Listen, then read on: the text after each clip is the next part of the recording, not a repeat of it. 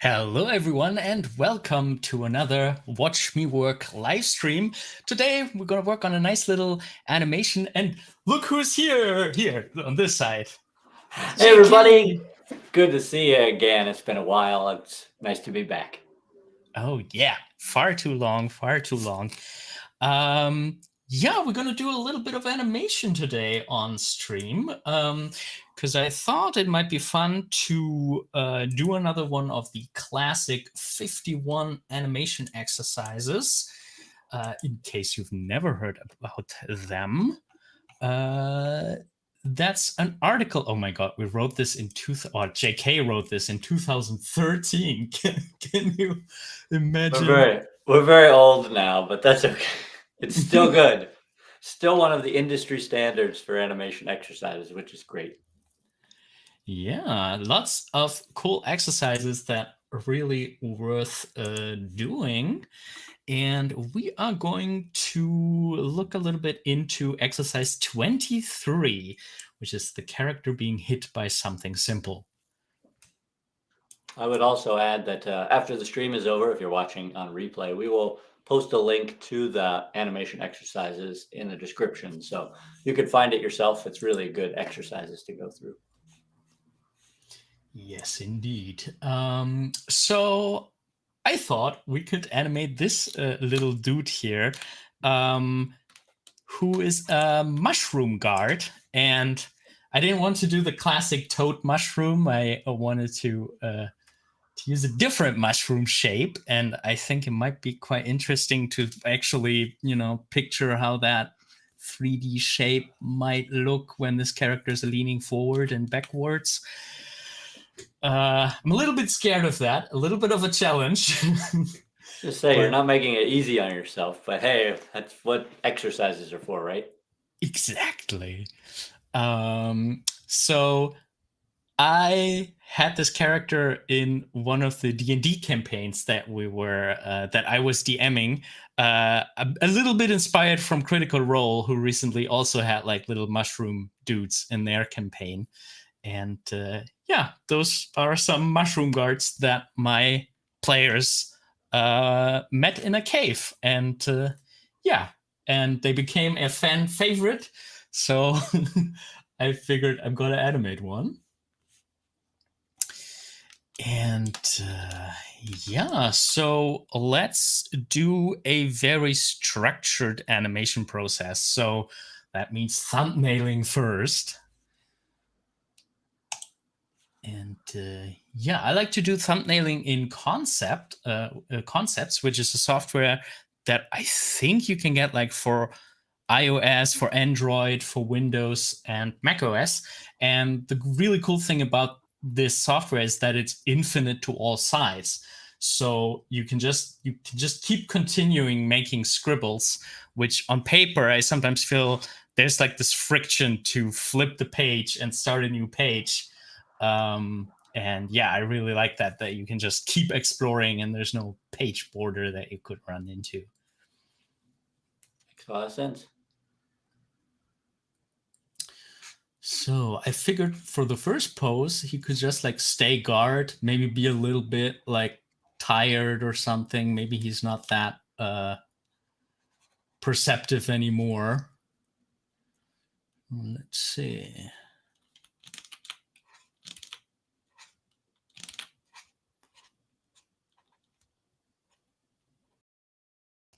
It's the end of a long guard shift of the cave, and sometimes nothing happens. Yeah, nothing ever happens in his corner.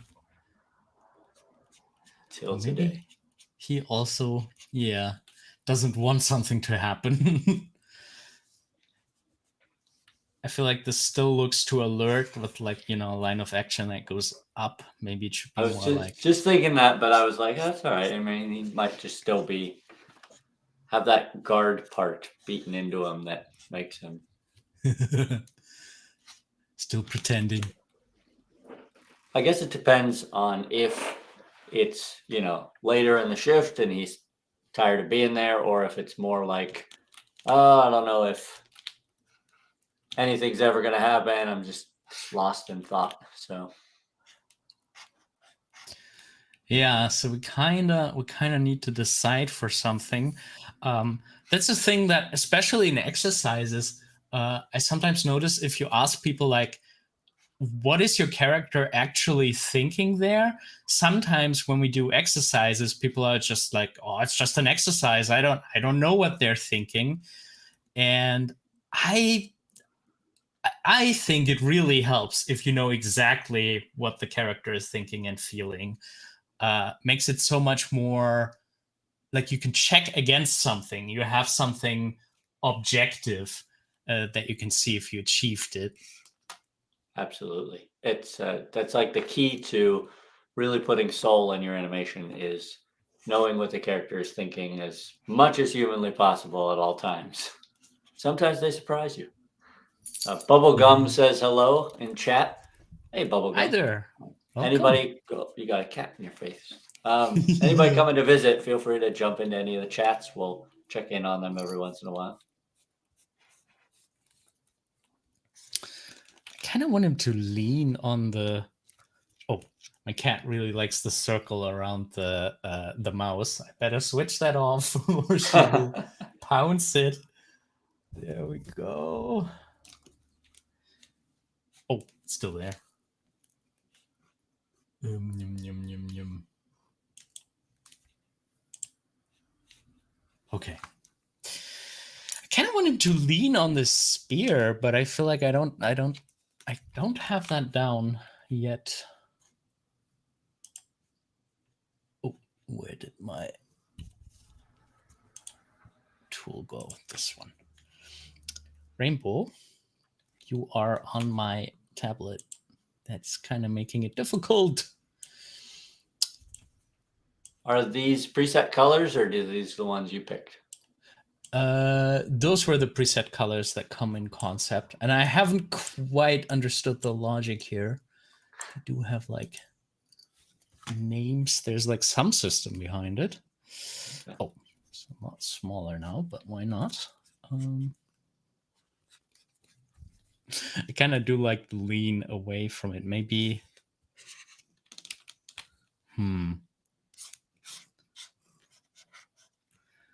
Maybe something like this. Claudio, subscribe. Thank you very much. And welcome if you just joined.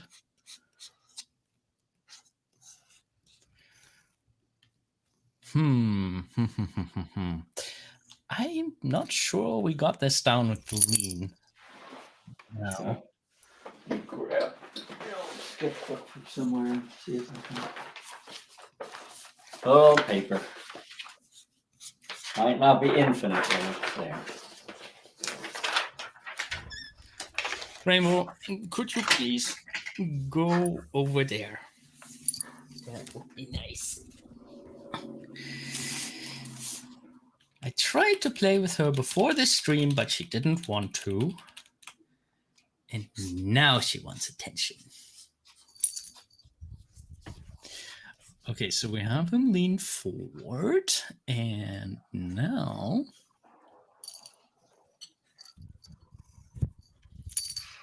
I guess the spear will go in the direction that he's leaning.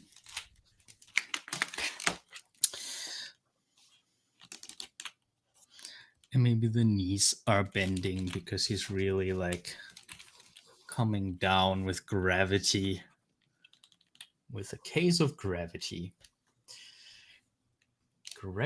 Gregory asked, what program are you using? I'm using Concepts right now, which is just for the thumbnailing and developing process. I really like the infinite canvas here so that you can just keep scrolling in all directions, which for this kind of concept work is really fun.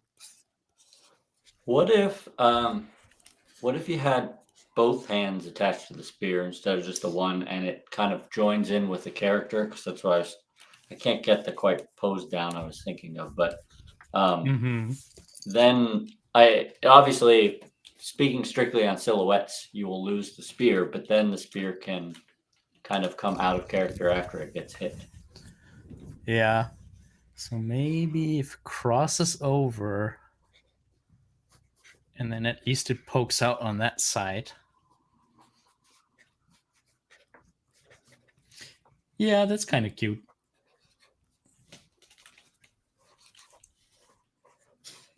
My cat isn't under. I was just thinking, like, if all of the weight was on the spear, what would it look like, and that sort of thing. Mm-hmm.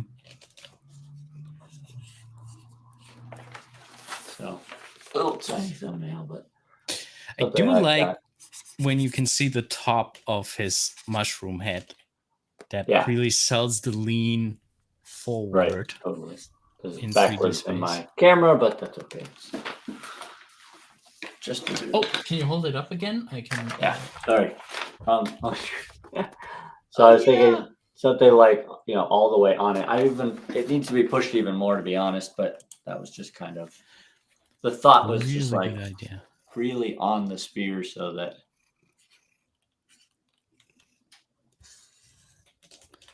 Like, when you fall asleep in the car or something and like all your weight is on the seatbelt and you're just kind of like hanging there. It was kind of what I thought of. Yeah. I do like the crossing of the lines of actions, that you have a really clear line in this direction and then the spear going in the other. Plus, it'll give you a lot to play with changing the lines of action, one versus the other. When the mushroom guy gets hit, can spring forward or backwards in the other direction, and the spear can go the other way. Yeah, definitely. It's always fun to have those little props that you can play with too. Now, if you're just doing it early on in your animation career / work, you might want to leave out the details. In the original 51 exercises, it says character being hit by something simple, strictly so that you can focus on that action of being hit rather than details. But obviously, when you get a little more advanced, you want something to chew on. So it's good to have some props and things like that too. Yeah. I really like that props. expression. He's trying to stay awake. Oh no. He had a long day. Yeah. I'm also thinking, like, I do want his legs to be really short. I feel like if they would be longer, like something like this, you could make you could make leg poses that sell something, but I feel like it takes away from the chubby cuteness that this character otherwise has. Right. So I don't know. I think it's just little nubs for him. I think this might work. It's a good starting pose, and then you can always add details and things after. Exactly. All right, so I think the next question is he going to be aware that he's going to be hit, or is this a surprise attack that comes out of the blue? I think it should come out of the blue, and he should be like completely surprised by it and then go in like defense position. But it's also, the question is also, what does hit him? It could be thrown at him. It could be another character throwing something at him. It could just be, if he's in a cave, it could just be like a rock falling. That's true.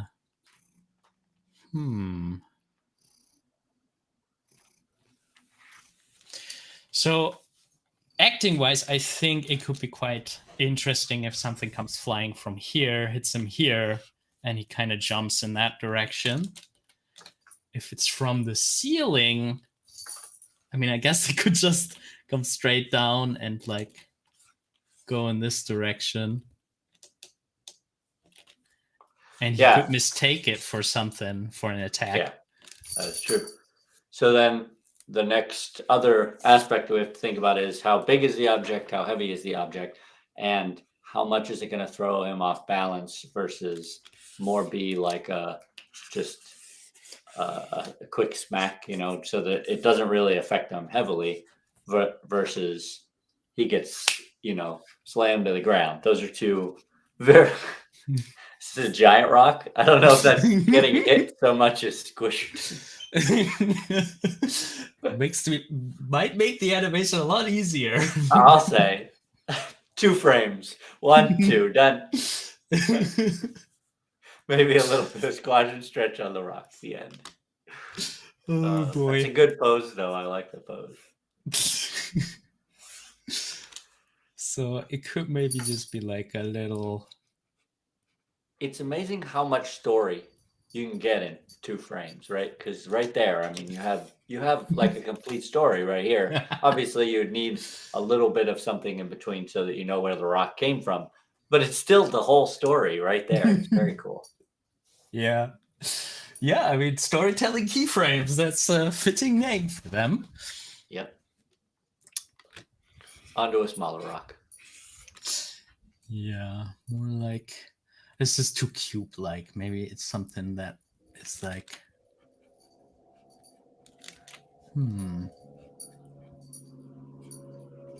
Maybe like this. Still very cubey.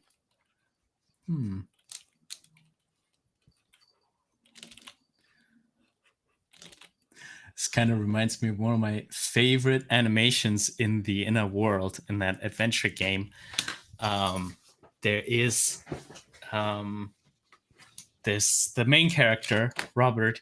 He is I think the riddle is you have to get like a coconut like fruit into bits and pieces.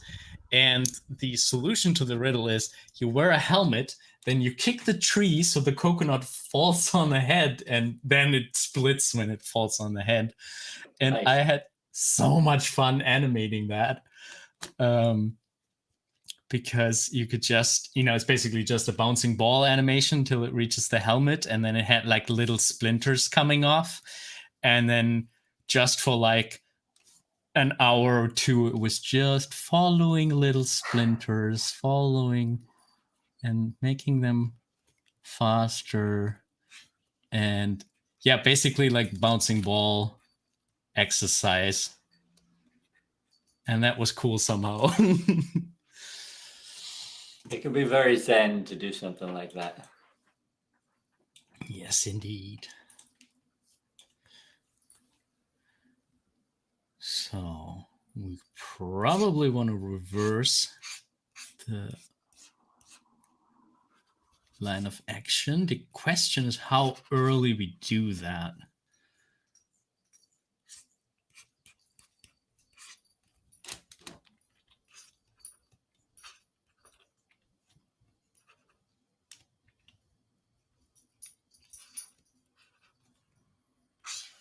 Well, you can even have him drop the spear if you wanted to, and then scramble to pick it up. When he tries to defend himself, he's like, "Oh, where's my spear?"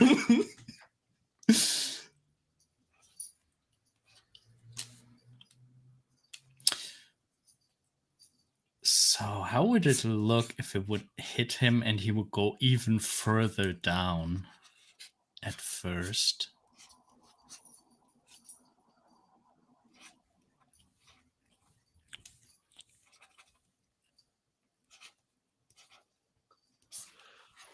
On the far down, you can also have him, close his eyes, because usually with an extreme change of reaction, you're going to get a blink in there anyway. So if you wanted to have him down and then spring back up, it would have a nice contrast between the scrunched up face and then the super open face once he pops back out. Don't Yeah, have that to, would but be nice. one option.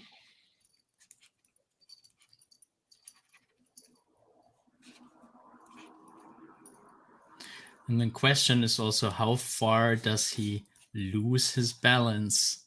Right. How much do we pull him over this foot? Which will probably help determine the size of the rock, because if it's tiny, it wouldn't probably do that as much. Although he is already leaning, so. Yeah.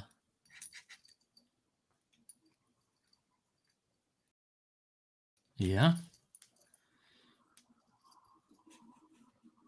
And it's also kind of tricky. I'm realizing just now that this pose kind of has to be after the stone already hit. Right. So, and I heard like, I think I heard a recommendation if you have a hit pose like this, to so if you have something coming in to hit a character, you have like maybe even a linear spacing, and then you have them before they being hit. You have that somewhere here. This would be the pose before he's being hit, and then you kind of don't show the exact impact, or you kind of already show it after it made contact. Like you don't show it here, you show it already with the impact. Yeah, makes sense. And then of course we would continue to stumble forward.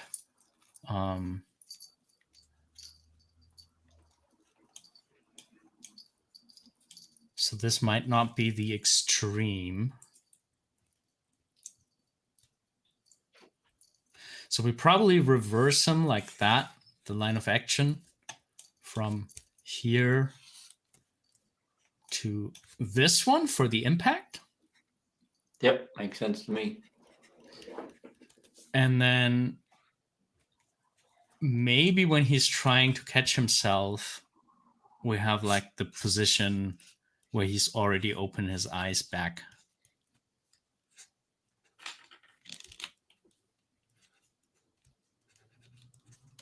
Maybe not sold on this yet. You can have the arms and legs, other leg wiggle for a second, like he's trying to, swim in midair if we wanted to.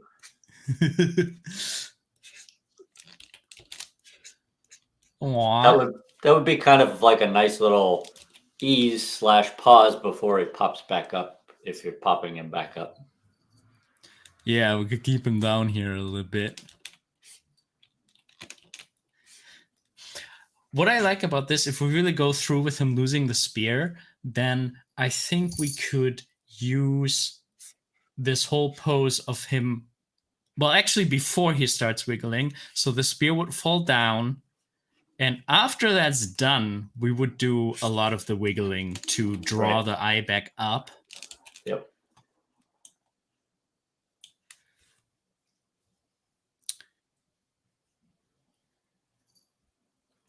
And then I wonder if we go directly in the combat pose.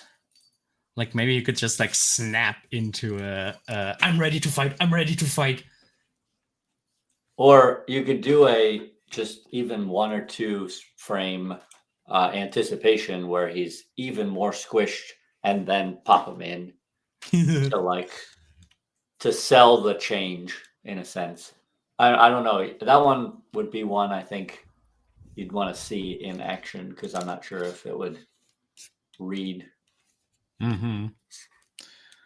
So I think the leg here could really take the lead and like draw the rest of the body over, maybe alongside with this arm.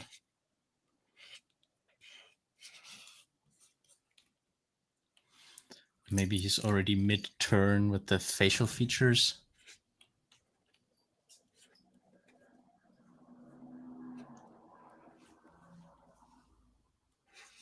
Do you want him worried at this point, or do you want him in attack mode? Because that'll change the expression significantly.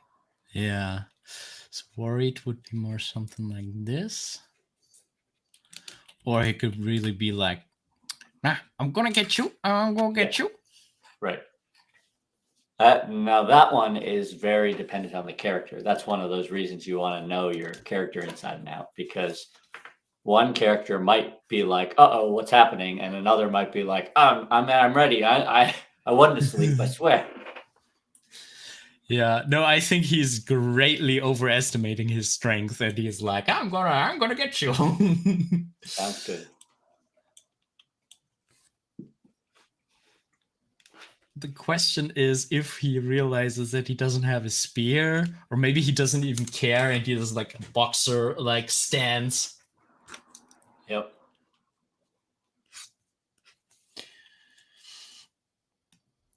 I think it would be a lot of fun if he poses like he has the spear, then slight pause, he looks down at his own hands and it's just like, what? And then he looks around and sees the spear, grabs it, and then goes back to being angry and ready.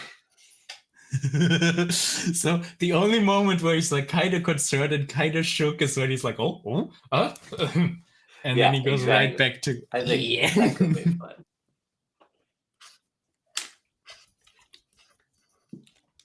And I would say again, while you're continuing to draw, for the folks who are slightly newer to this, you don't have to go to this extreme when doing the exercises, right? Because you want to focus on fundamentals as much as possible. When Ferdinand's working, obviously he has those fundamentals in his bloodstream, so he can take things a little further, which is a lot of fun.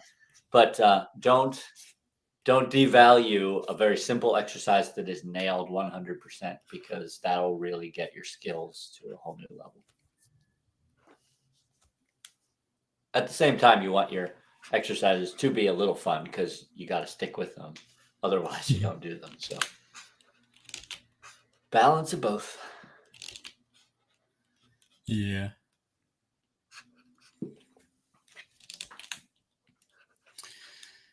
I wonder if we should push him all the way to side view. That could be a nice contrast for when he's looking at his Empty hands. Yeah.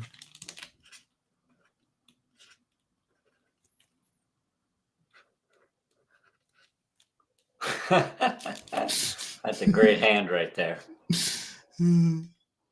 Mastery. That's terrific. I like characters that only get a thumb when they need a thumb. Yep. I think that's always very fun.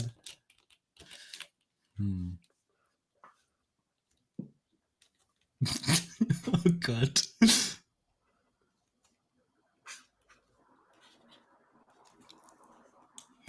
I almost want to put in one more pose where it's like, wait a second. Oh.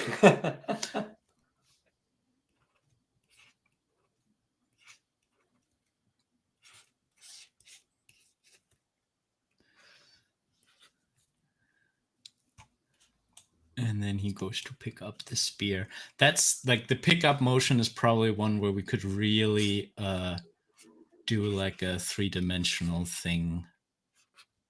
Like you don't even see his face anymore. Look full into the mushroom cap.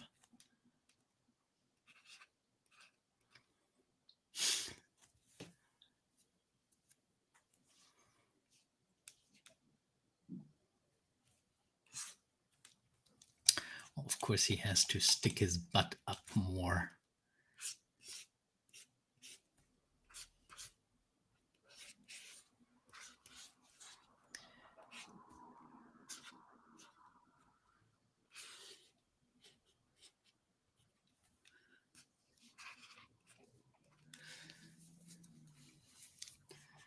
And then he kind of goes to this one, back to this one, but this time with the spear. Yep. Okay, I think that should be enough planning for now. Yep. So do you usually copy over your thumbs and use them as the keys for initially, or how do you work next?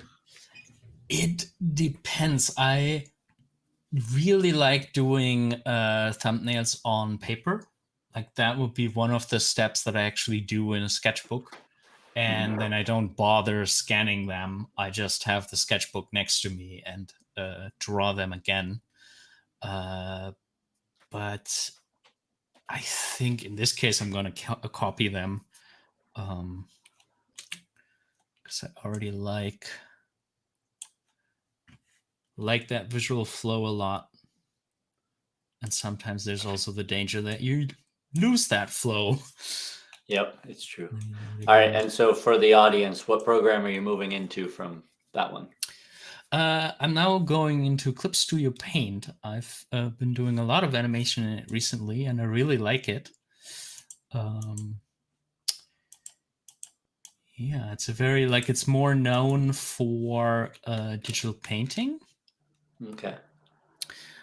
But, oh, copied it into the same. Let's make a reference folder and paste it in there. Yeah, I was very surprised by it, because it does have, like, there are some other softwares like Photoshop or Krita where you kind of feel like, okay, they wanted animation tools, so they just somehow put animation tools in there, and that you can feel that there's no like concept from beginning to end in here.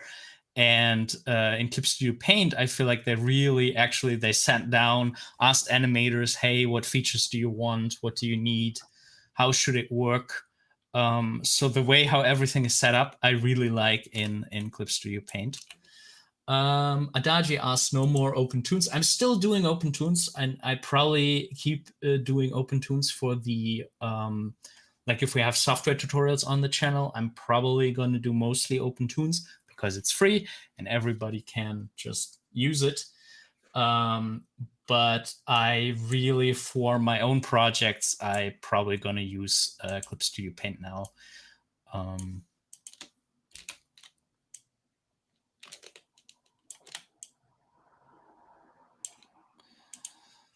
right. So probably need some space here. Maybe it could be a little bit smaller. Yeah, you need some room for the rock to fall so that it. Although we'll probably cheat it a little bit and not do an exact physics on the rock so that the audience gets a chance to know what's happening before it actually impacts. Yeah. It's one of those instances where you don't want it to be exactly realistic. You need to cheat it so that. Yeah. I'm also thinking maybe it could be like a drop from a stalagmite. Which one is the one coming down? Tight. Tight is tight to the ceiling, and the stalagmite is on the ground. So it could just be a drop. I don't know, but rock is funnier, I think. You can still do the stalactite, and it would just kind of break off, and that would give people a chance to see where it came from. Yeah. Small chunk of it just drops off. Not super realistic, but that's okay. Yeah, there's a bat flying into it, and then I think it's already complicated enough. I was just gonna say that same.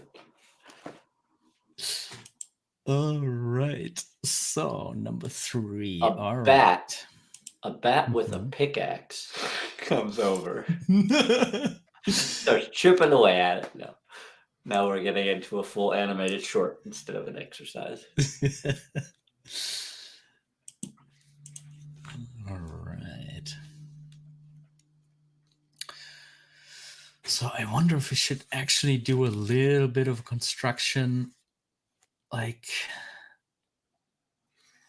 let's say it's 2 circles that are the same size.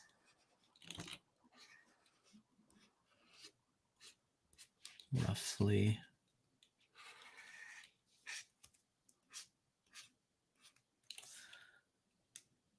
And then maybe we should make the brush a little bit smaller. By the way, this brush is a vector brush, and I really like it. It's like one of my favorite vector pencil lines because you can go kind of light on it. You have the pressure sensitivity.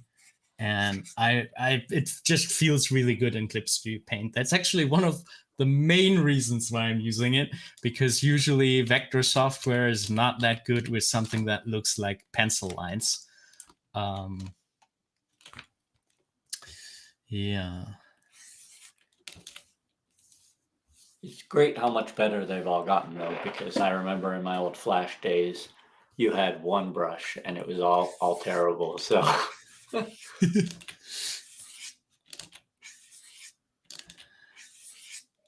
I am still like every now and then I'm still using Adobe Animate because some of the universities where I teach, they have the Creative Cloud, and I like it a little bit more than Photoshop. So every now and then I'm having another look at it, but it still has the old brush as one of the options, and the other brush I really don't understand at all how you're supposed to use it. Probably should invest some time into watching some tutorials before I teach the next class.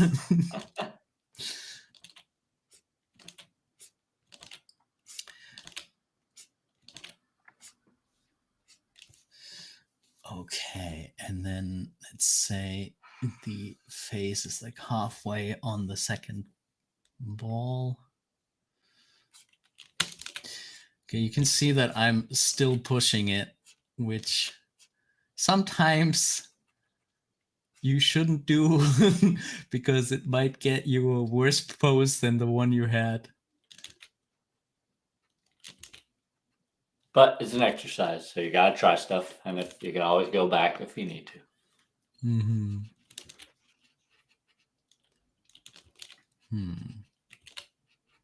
Yeah, and what I'm doing right now, the problem with this is, so I'm like, how should the eyebrows be? Should they go like this? Should they go like this? Should they, I don't know, have a kind of here? The problem is if I undo everything, I can't see everything in a row. And that is the cool thing about doing the thumbnailing that we just did, that you can always go back to other poses. So sometimes you might just want to, repeat the facial expression and do it once like that, then once like that, and then this way you see them all side by side.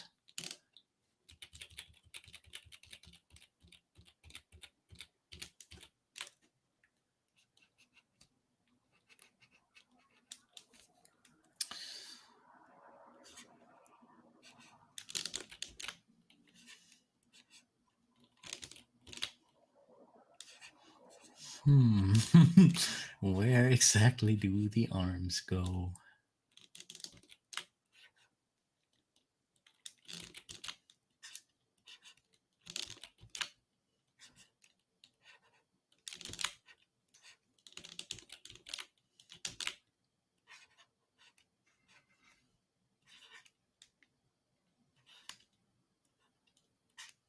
I think I like that a little bit more, like there's an elbow here. You can feel that there's an elbow somewhere on the other side. Yeah, it's got more of that lean in it.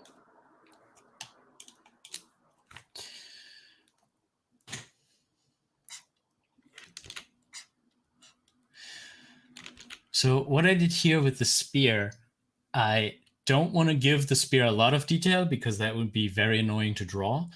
But instead of making a symmetric shape, I made a shape where I decide that one side is bent, one side is straight. The tip is a little bit more to that side than it is to the other side, with like little decisions. Like this is not much more difficult to draw than this, but with some small tweaks, some little decisions, you get a shape that is more interesting than just a triangle. It's one of those key aspects of appeal. So if you're ever looking at other people's work, check stuff like that too. They'll have those slight shifts, and boy, it just adds so much that you feel it, but you don't. It's highly. Hello. Oh, this mushroom had a long shift.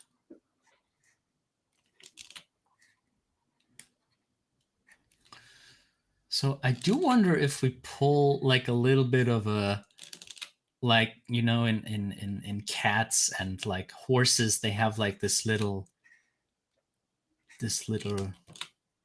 muscle here. Maybe just a little bit of that, like giving him a little bit of a booty.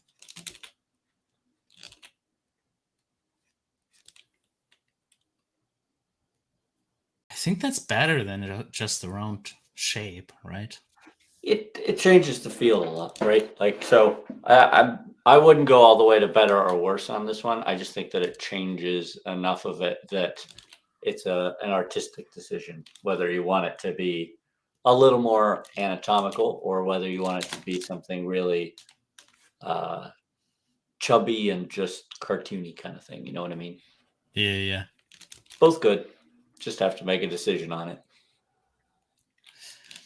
Now with the dents in the cap, I was kind of during the scribble, I was kind of like, whatever, there are like some Yeah. dents here.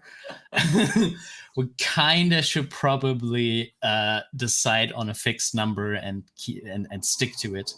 So I think he should have 3 on the right side because that's how I drew him the first time, and the third Okay. one in this case is here, Okay. 3-dimensionally in front of us. And then just 2 on the other side. I think that's a wise decision.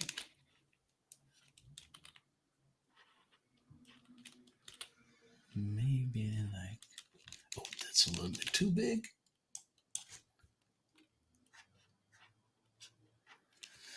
Okay, let's see how that looks. Oh my god, he looks so tired. Poor guy. But yeah, I would say mission accomplished to push it even more.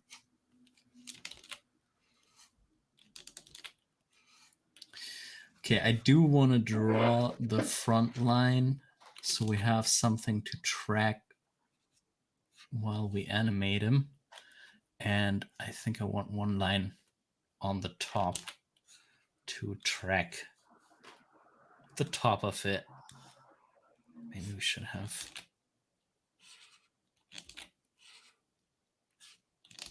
maybe like this. That works. Okay. All right. So, question: do you want anything to happen before the rock falls?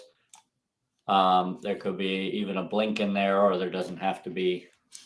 And then, I mean, it's again one of those artistic decisions that you get to make now. Yeah, like a really slow blink. It's just like maybe one eye is faster than the other. Could do that. Oh I boy. guess you could always add that later too if you needed to. You could probably just move on to the next key and then. Yeah, I was thinking maybe it should be, we could actually separate it on layers. I mean, it's nicer if all the lines flicker and you have a little bit of living lines everywhere, but maybe we could just get away with just animating the eyes. Yeah, let's move on to the next pose, and I guess we should also plan where the stalactite is. New folder and new drawing inside.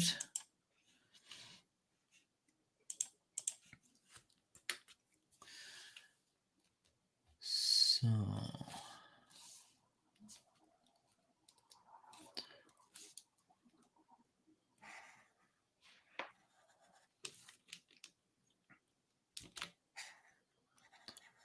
do need some distance for it to fall. Right.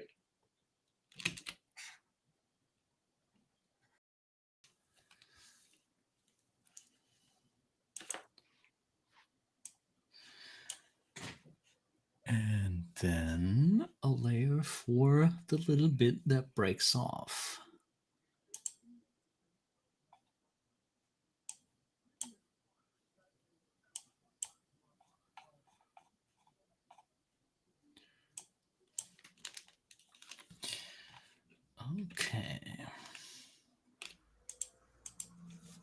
So Clip Studio Paint is kind of weird in that, as I said, there are a lot of functions in there where I'm like, they must have talked to animators and really figured out what they wanted. But then there are some things where I'm like, either I haven't figured it out yet, or it really can't do it. For example, making the timeline tracks smaller. I think you can't do that. You have to pull up the timeline to really get an overview. Which, I don't know. There are a couple of little things where I'm like, nah, there's still some space for improvements. Sure.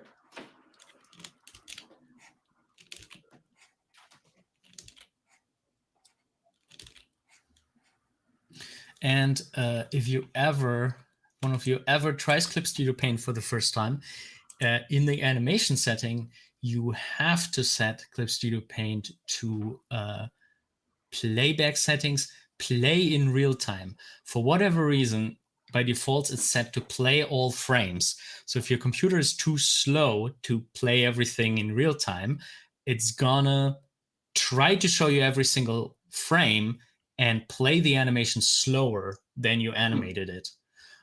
So you only get the accurate timing when you play if you switch it to play in real time and prefer speed over prefer quality. And that's a really odd decision that by default, the animation playback is not real time.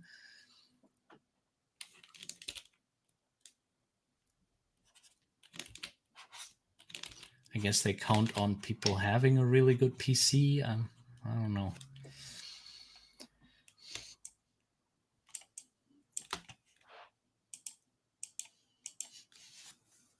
Okay. So let's move on to his second pose. New vector layer. Let's actually put it in here. Onion skin. And there, like, that's one of the little things. So the onion skin previous frame and next frame aren't green and red, which is really bad for people with that specific color blindness.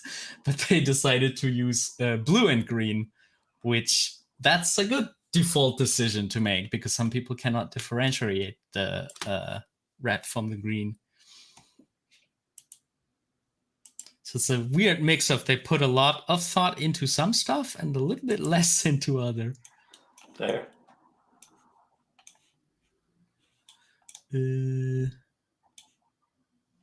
Okay, so we wanted to have an impact frame where it bends like this and then a catch. Okay.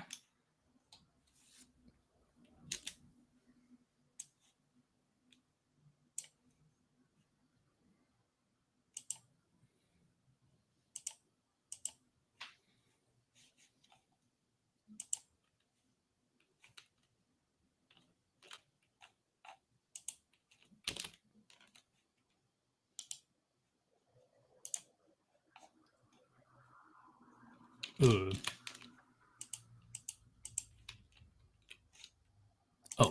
yeah. If it's invisible, then I can't see it. All right.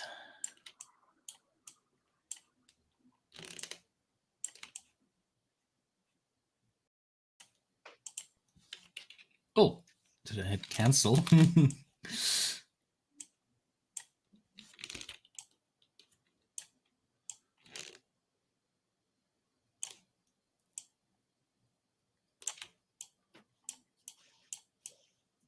Okay.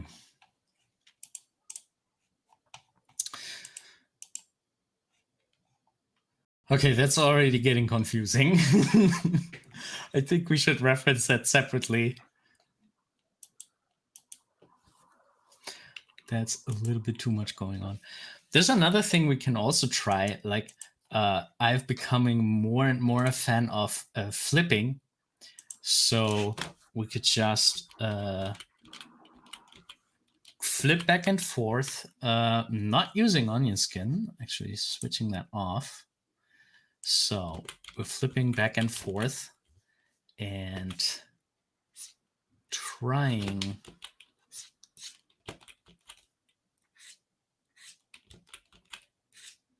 to find something that looks really dynamic.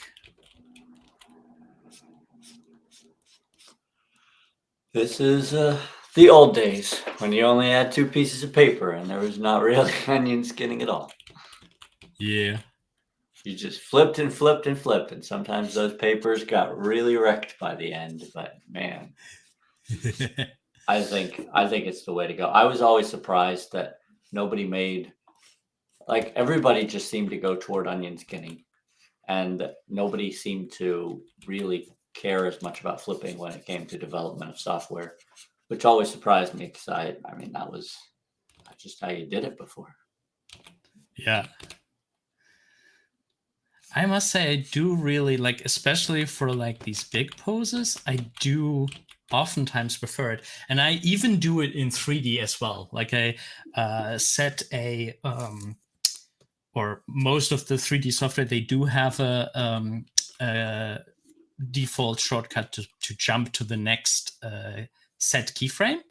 And this way you can do flipping relatively well.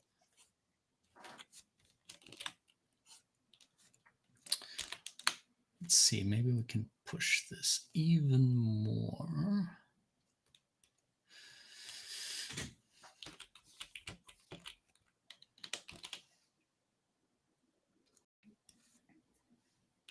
If you get the front foot in where he's planted, that might be helpful to.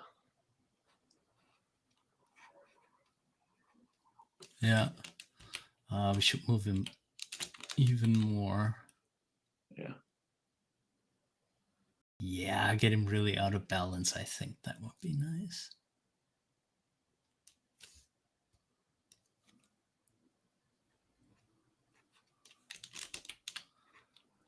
Splaying that foot out a little bit because now all the weight is on it. And what did we want to do with that other foot? Okay. I mean, we could just have it point down and do crazy stuff with it after. Yeah, that's probably wise.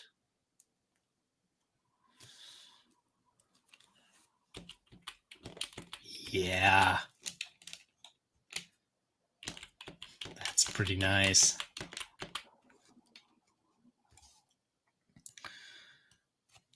So, okay, that's also interesting. We have that arm currently pointing to the right. And then when we do the whole flapping, it should probably go to the left. Yep. I think we should keep that. I think we should do it like that.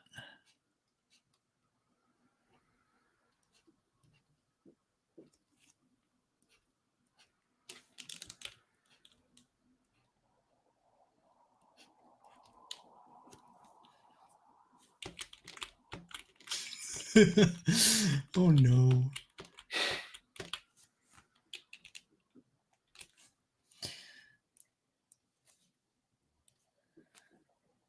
Oh, that's not gonna really help us, I think.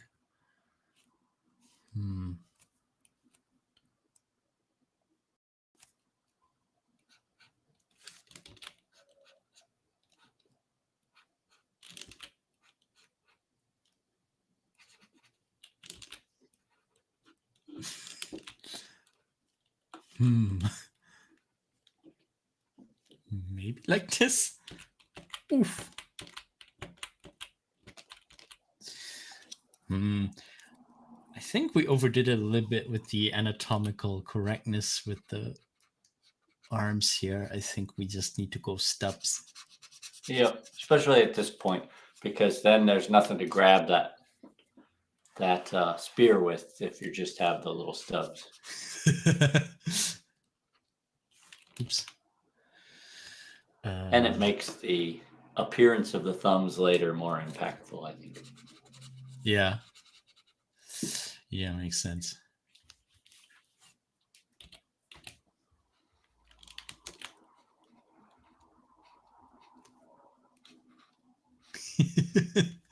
Yeah, I think that's good. So 1, 2, 3. 1, 2.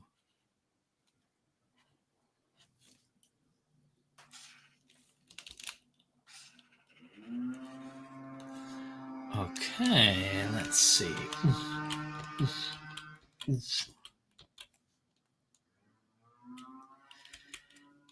And the spear should probably just pivot around the point where it was. Yep.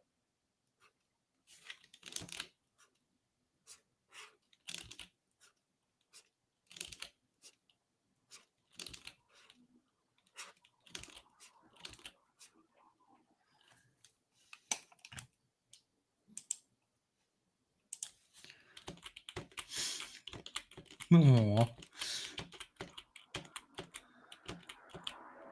All right. So from a proportion perspective, I'm wondering if you want to shrink the second frame just a smidge. It looks like he's Yeah. growing a little bit. The spear is definitely growing, but that would be okay because it's kind of coming forward. But you might want to shrink him a little bit. I don't know. Yeah, good call. Let's do that.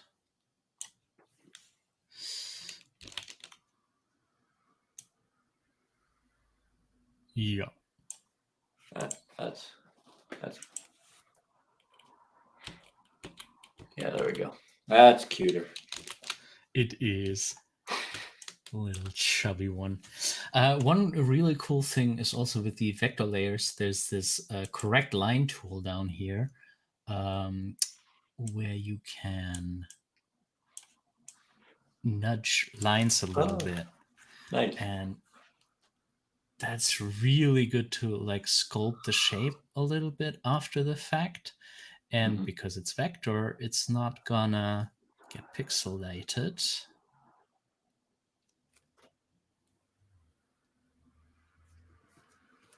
So yeah, maybe like that. Because the cap got a little bit too squashed. Good deal. He's still growing a little bit.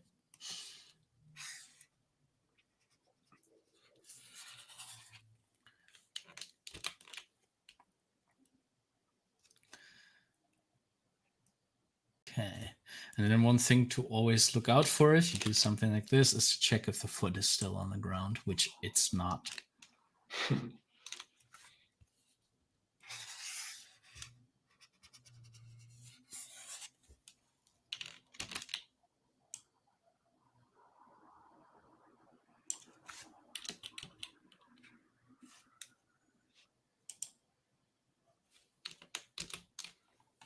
Okay. Good deal.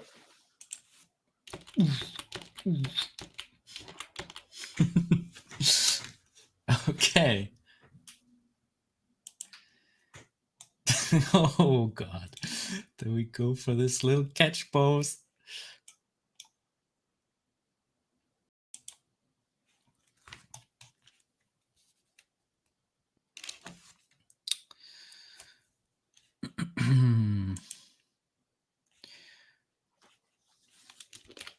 So for this one, I probably should use onion skin just because so much on the bottom is going to stay roughly the same.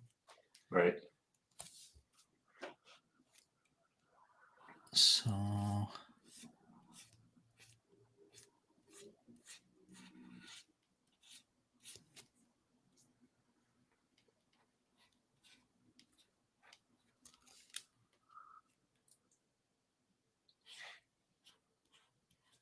and then we have that little leg coming up, ready to do a wiggle up here.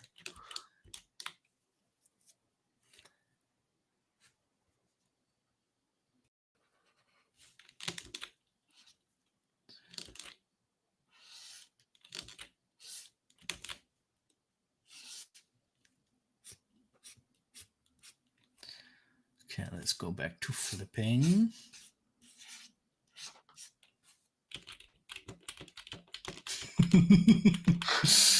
Now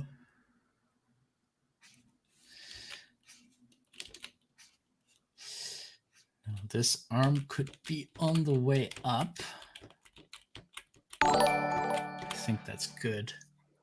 Ableton subscribe. Thank you very much. Welcome, welcome.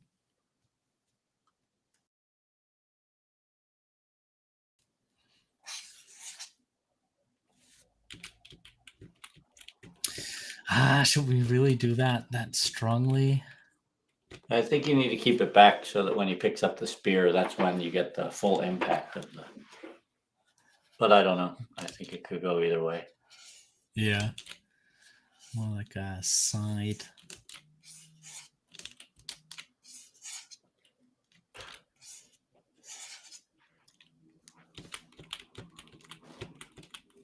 Yeah. I don't think it would work, but the thing that just popped into my head was, what if you had even the mushroom cap wiggle while he's trying to get back up?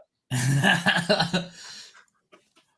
I don't think it would extra work, limb. but that's just what popped into my head. So it's just another interesting thing you can do with animation.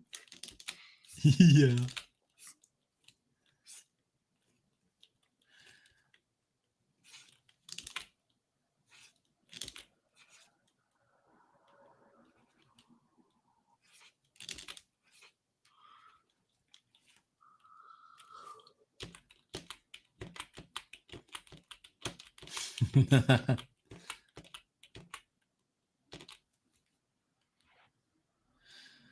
Okay, what do we do with the other arm?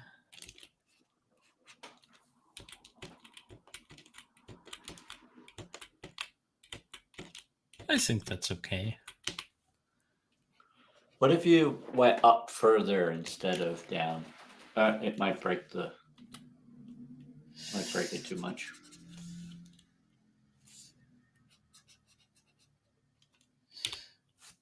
But that could get you some nice contrasting so that the arms aren't wiggling at the same time in the same direction, which visually I think would, like pinwheeling instead of both wiggling at the same time. Like But it up might like just, this? yeah, Mhm. I don't know. It might need to go back first. I don't know. Yeah. Maybe it could go further, like have a different angle like this. Yeah, that's true. That'll give you some nice contrast. There you go. That makes more sense, I think. And then this one could have a clear, like this. Then you have one pointing there, one pointing there. Yeah, I like it. It's got a nice little arc in there too. Mm-hmm. Very nice.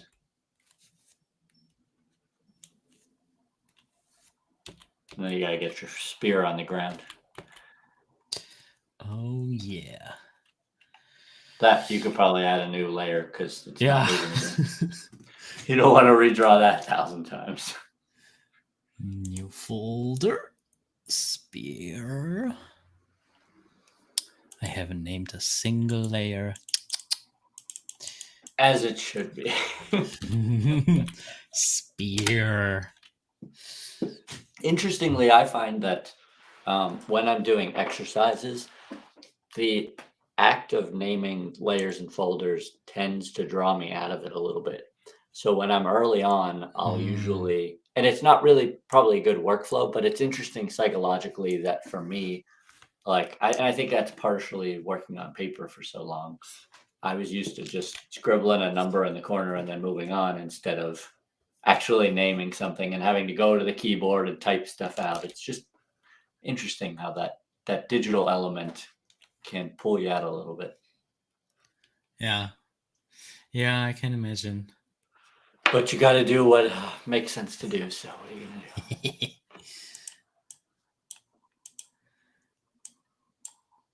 Okay. Yeah, we definitely have to offset those two they should not reach the At the same downmost position at the same time. Right. But good enough for now. Okay, now on to the wiggle. Well, actually, I should probably at least scribble the mushroom detail. That's fair.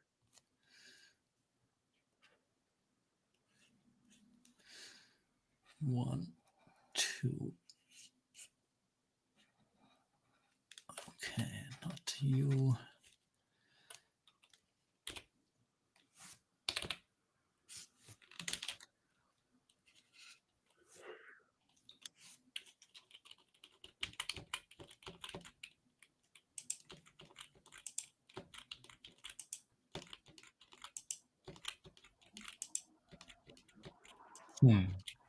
Okay.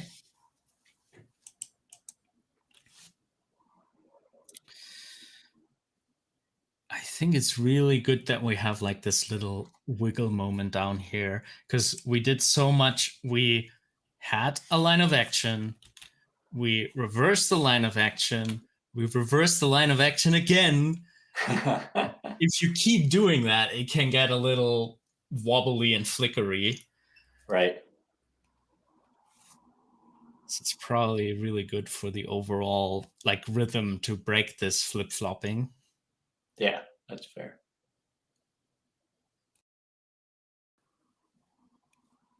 And have something that is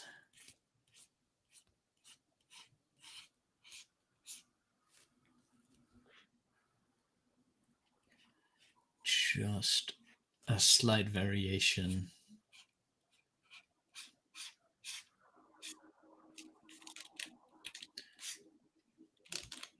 Wonder if we should keep flattening down here.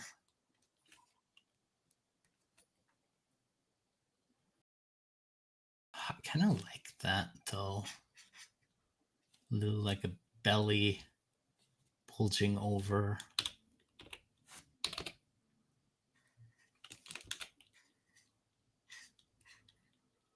Maybe this is the best of both worlds.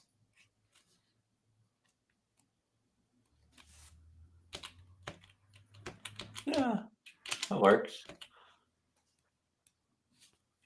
I think it was all right before too. Either way works. Again, we get to that artistic decision. Do we want more anatomy or do you want to keep them chubby and cartoony? Because either one will work, but artistic decision. Yeah. A Ginger Dev videos chatting.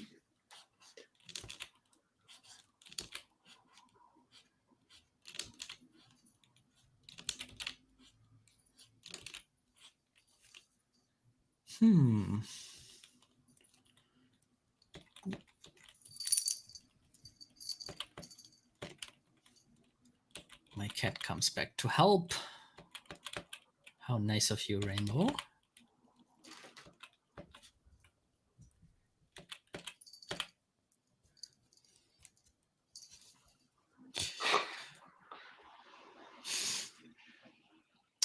Rainbow, could I please?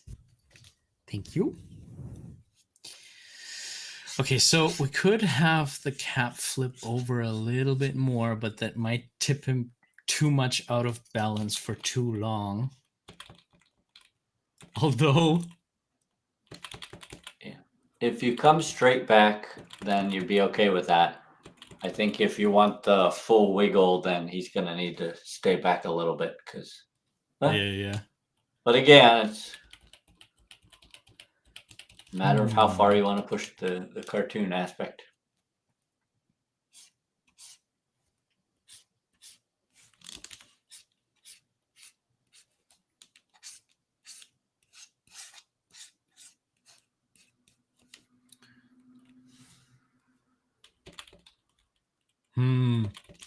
It doesn't feel so satisfying, does it? No. Should go back. Or you could keep it exactly where it is and just have the arms and legs be the wiggle and motion. So like everything else is kind of frozen in time for a second, a la Wile E. Coyote going off a cliff. Yeah, I think I'm gonna do like a little bit, push it a little bit forward. Some development.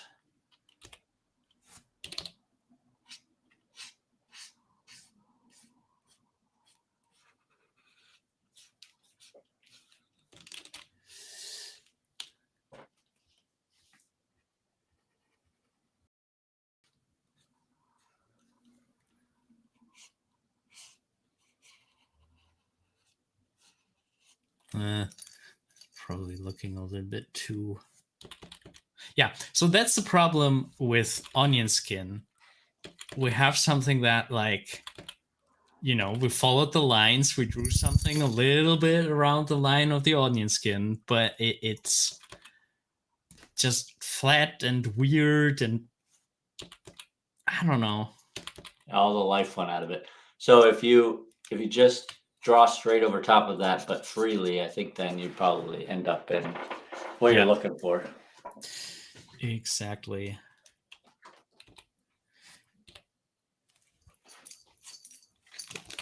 Tool, this one.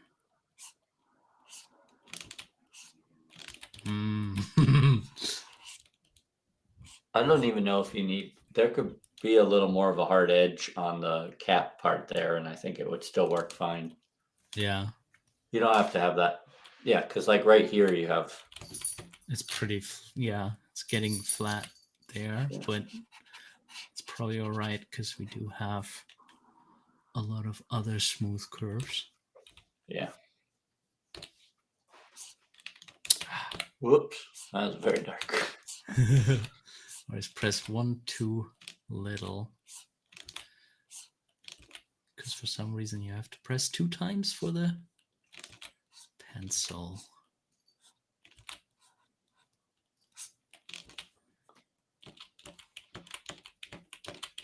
There you go. That's much better. Let's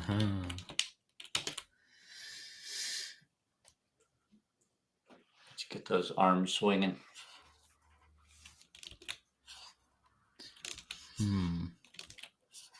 Should it flop out immediately? Should it have a little bit of a... I almost wonder if you want to go Stay Puft Marshmallow Man and just literally keep them at like little half circles, not have them just be like wiggle, wiggle, wiggle. I think it would. I don't know if it would work, but yeah, it probably makes it funnier.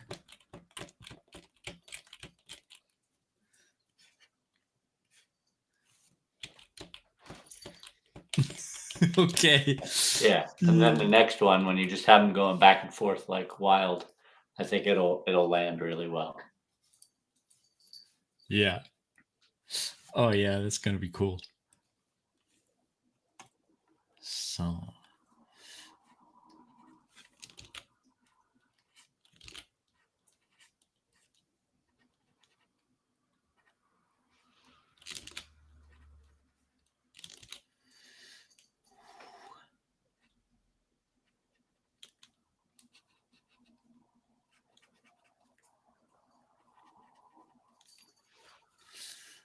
All right. And then don't forget the top line of the mushroom cap. Yeah.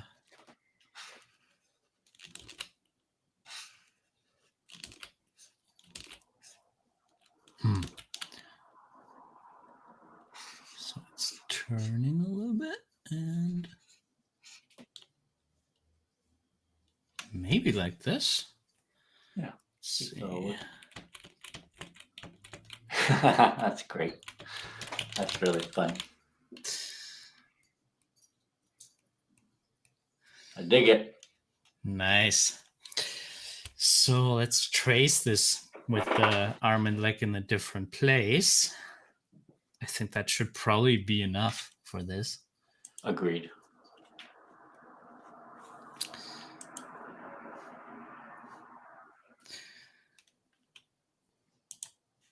By the way, you tell me if you got to go. I don't want to keep you all day. Yeah, another 5 minutes or so, and then I'll head off to the next thing. But I will say this has been a joy to get back and to do this sort of stuff. So hopefully we get to do it again soon, and maybe in a couple weeks we can schedule another one. Yeah, we really should. I gotta fire up / charge my iPad so that I can jump in on this too. Yeah, that would be cool.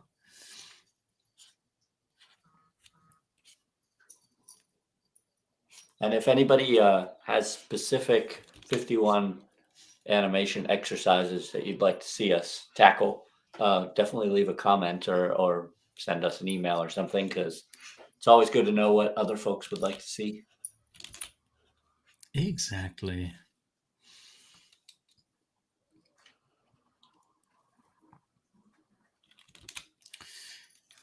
Yeah, and let us know if, in general, you have any questions that we can answer.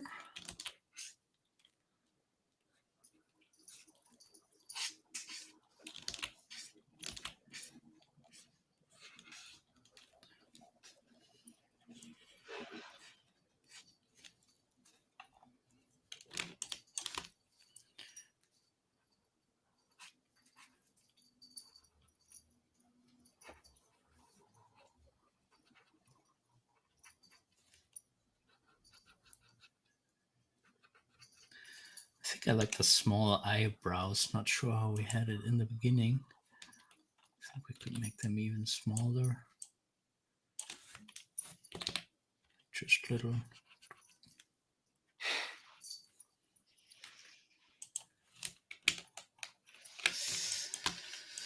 Okay. I love it. That's great. You could probably almost even,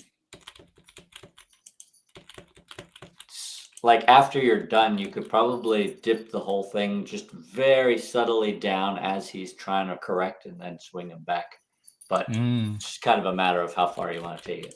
This is another fun. And then you got to decide how many wiggles you want. Yeah. Well, maybe we should loop it, like loop it once. So I'm gonna copy this one. Actually, I can just use the same drawing again. So we have, and I think the next one could already be on the breakdown for getting up. Maybe. Okay. Maybe that's one too little. It's just a matter of how much you want to feel it versus see it, because I think that's going to be the difference.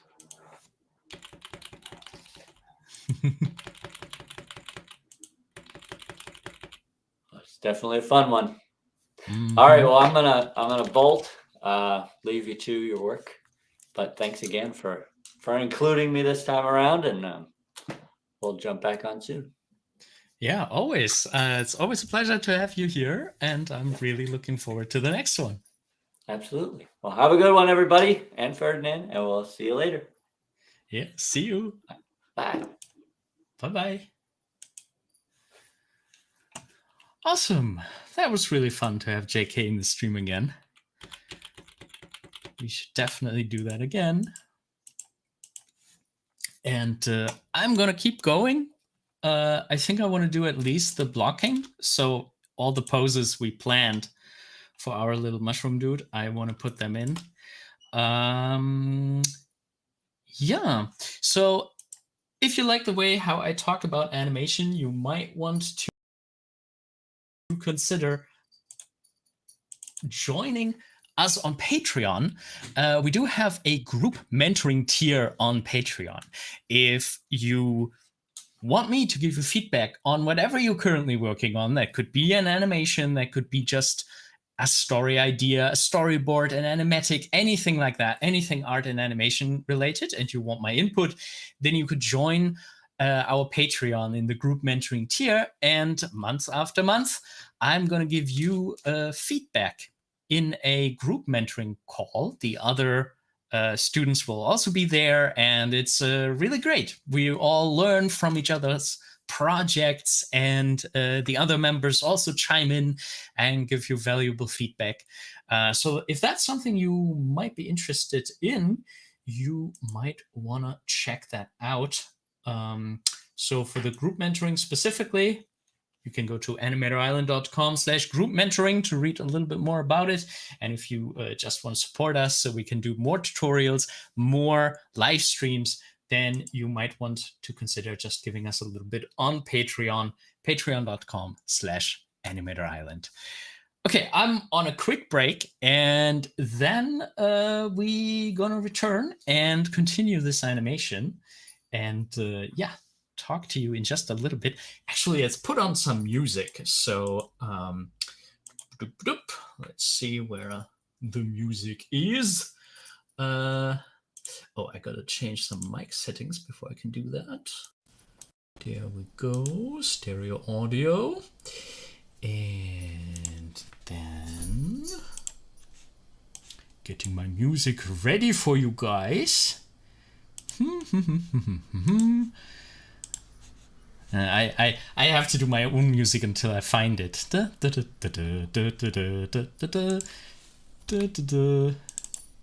we go, royalty-free music.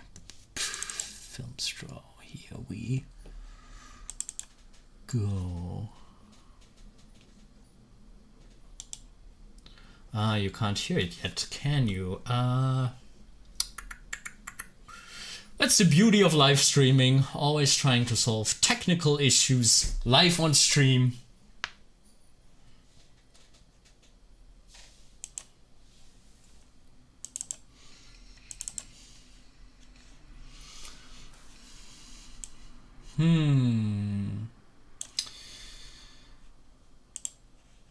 Where is it? Where is it?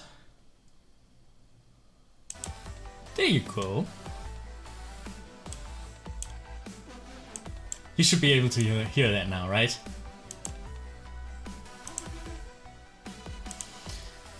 Alright. See you in a little bit.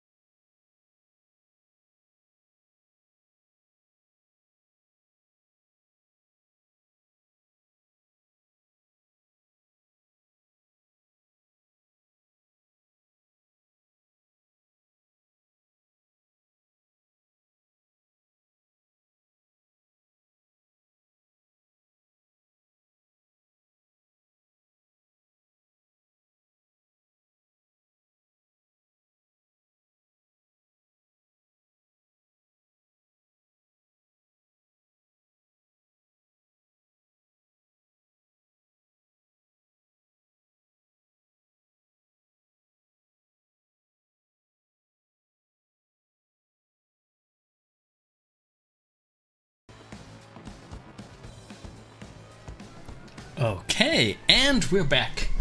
Hopefully now with music. Let me know if that worked. And we're gonna jump back into the animation of the little mushroom dude.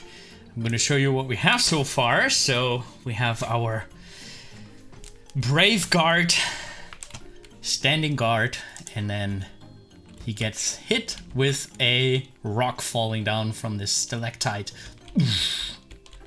And then he's catching himself.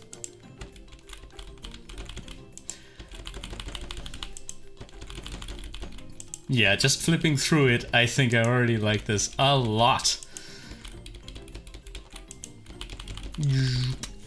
And we already have a plan on how we continue. Hi, Mr. Slimers from Russia. I do not speak Russian. My apologies. Okay, so how do we continue from there? We do want to get up in this pose where the mushroom acts as if he still has the spear in the hand, and I think we decided on the sideways one, so he's really going to the left of the screen, ready to defend himself. That's I think going to be the most fun. Maybe we should, you know, instead of doing that breakdown, because that's essentially what it is, it's on the middle, on the way from here to there is this pose. But maybe instead of doing that right now, we should do this one, and then we should fill in the breakdown later. So we go in that little defensive stance right now. Let him do that. I should save my animation just in case it crashes so we don't lose too much of it. That would be a shame.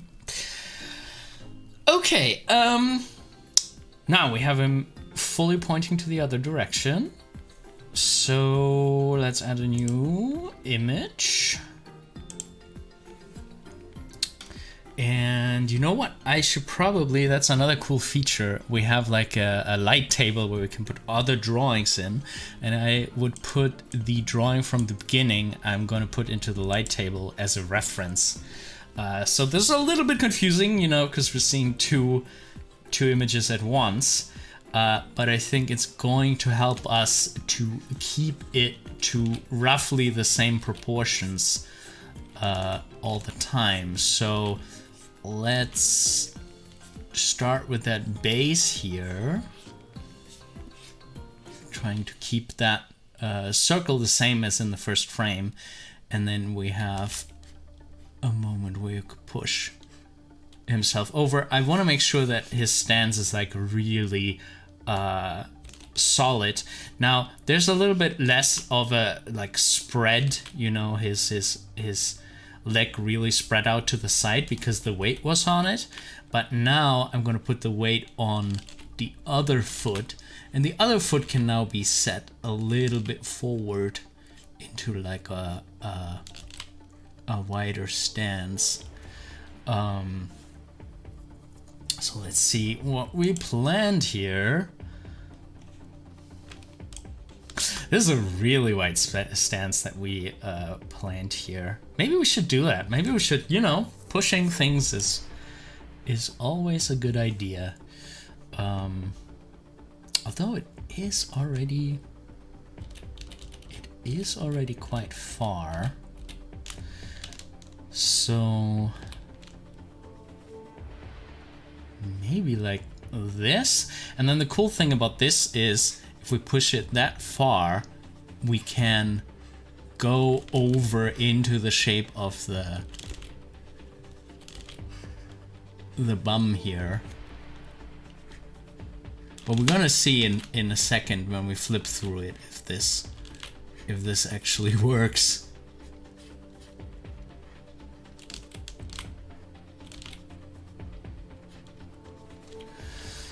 Okay. So, switch off the light table.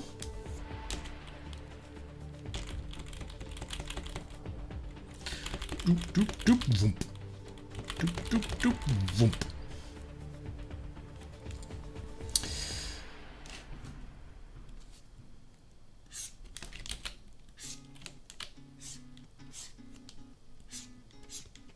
Okay. Let's see how that feels. Whoop.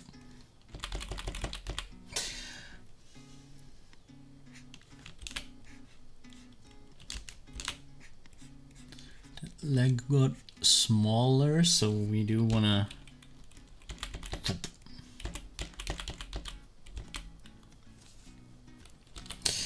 Maybe we can push this even further.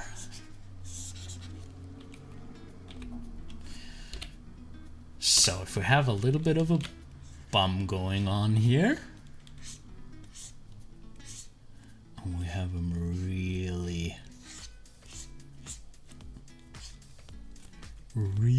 lean forward, and then the cap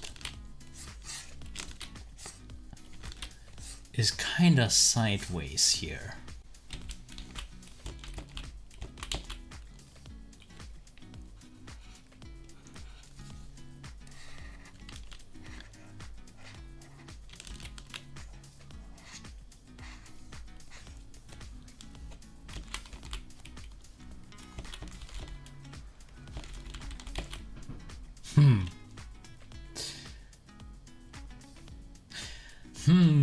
How would it look if we went a little bit more forward and straight with the cap?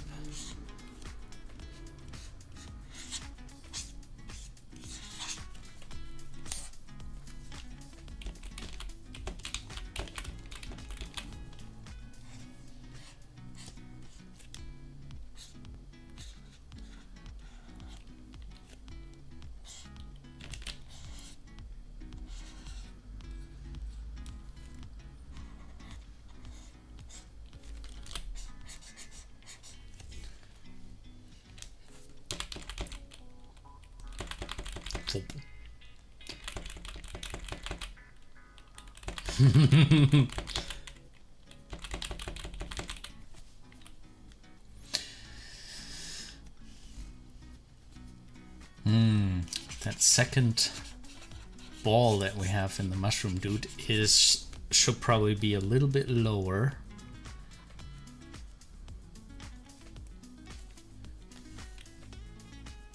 Or the cap should be higher.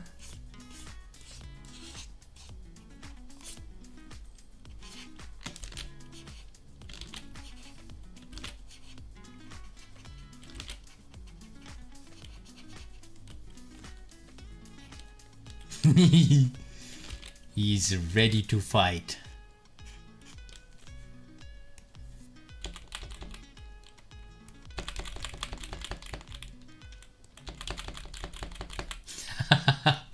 This is gonna be fun. Boom.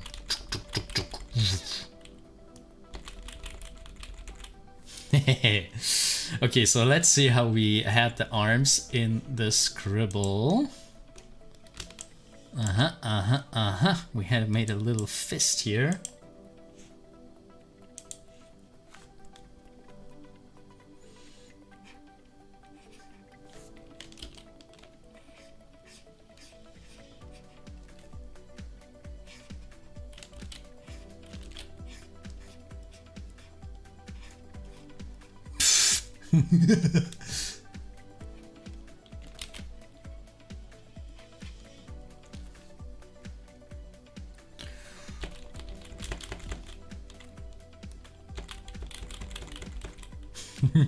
This is fun. Oh, this is cute. So how wide is his cap actually? That's quite a lot of space for the cap. I think we need to extend that.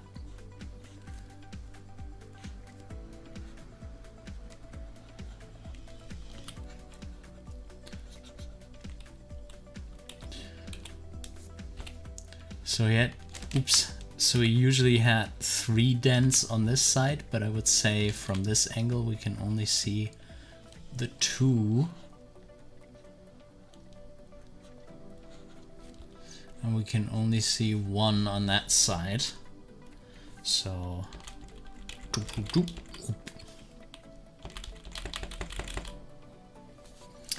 I'm not quite content with the flow of this. So let's try this again.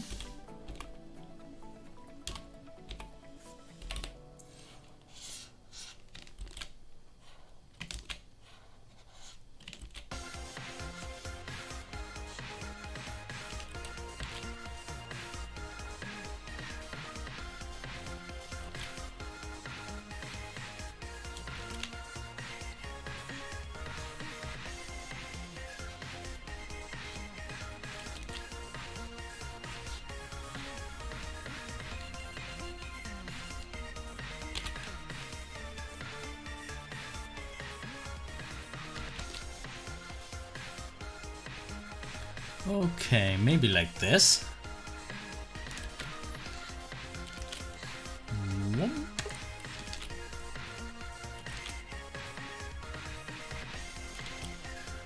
This really feels like sculpting right now.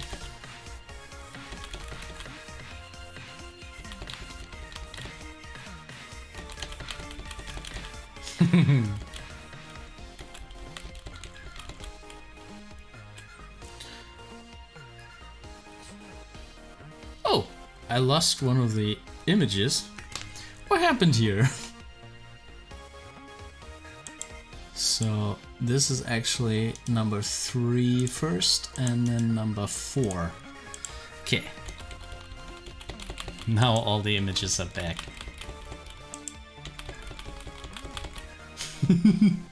Depending on the animation style, we could actually go from here to there without any breakdowns or in-betweens. We could go like and immediately go there. Like for some TV series and YouTube series, that would totally be enough.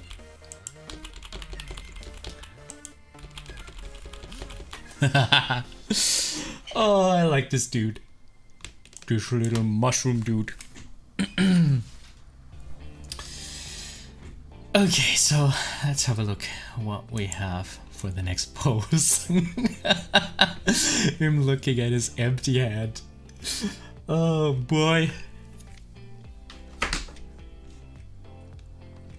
Oh, you know what we should actually also draw into it? If we have a twist like this, I always like to make it very clear that, you know, he's kinda like more rotated towards the camera with the hips, and with the shoulder and the head he's really tilted to the left. So that works well.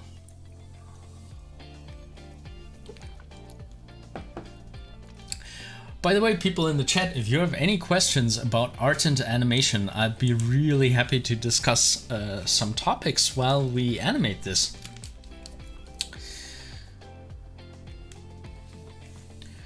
So I think I'm gonna do, once again, use onion skin to have a little bit of a basics and make sure that the feet are clearly on the ground. So I probably want him to go back to make room for his discovery.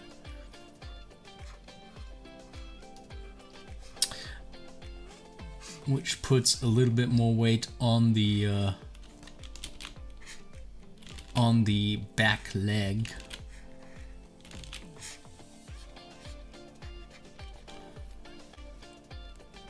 Let's see how that looks.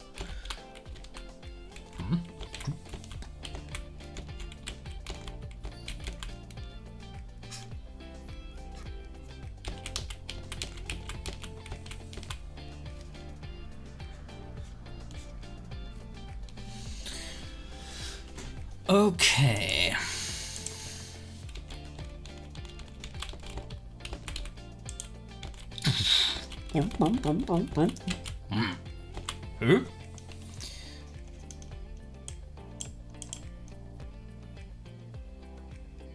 This is actually a lot more extreme. Like, look at how far back we went in the scribble. We should do that. We should keep that strong of a pullback. I think that will make it much stronger. Yeah, this is a little bit too mellow. So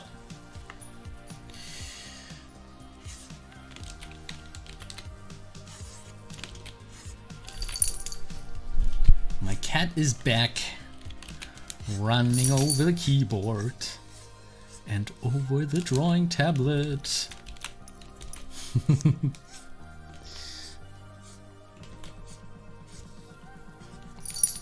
But that's what cats are supposed to do. That's what you pay them for.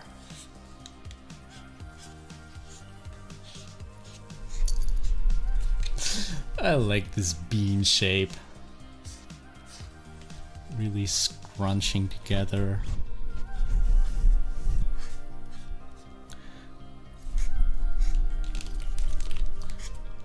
Oh, Rainbow, what are you pressing? I have to be extra careful. This keyboard that I use has a key to switch off the computer. I really need to figure out how to deactivate that so that my cat doesn't accidentally switch off the computer and kills the stream. Doop doop doop whoop. Doop doop doop doop. Yeah, I think this works. It's good to go into this extreme crunch here.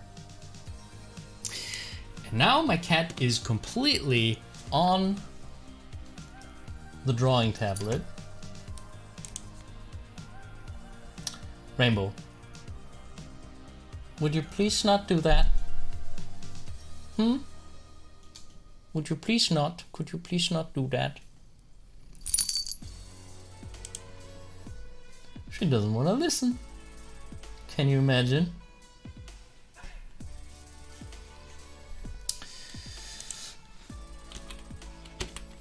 Okay. Doop, doop, doop. Schwab. Hey.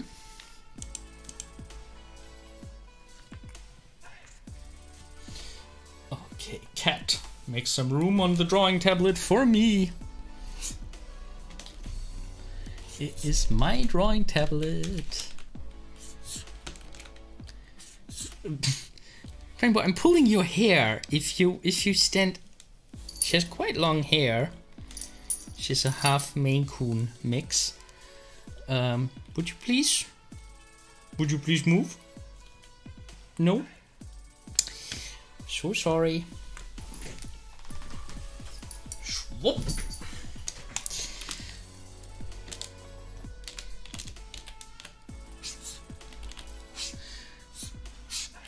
She doesn't understand. Usually at this time, the last couple of days, I was sitting outside with her in the garden. And she's probably wondering why this is not happening again. Because, you know, cats and habits. Can't break the cat habit. That's very cruel.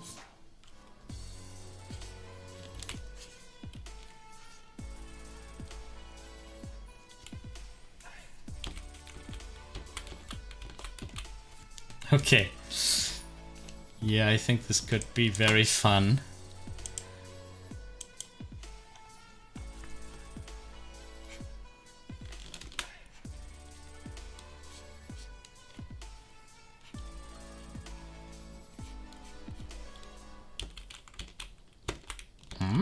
Where did my spear go?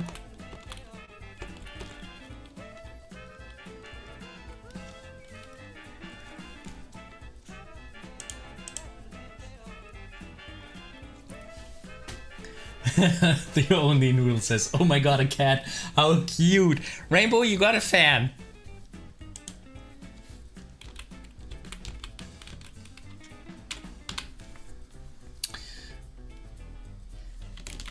she is very cute. That's her amazing talent. To be super mischievous and super cute while doing it. 1, 2. Dance. 1, 2, 3. 1, 2, 3.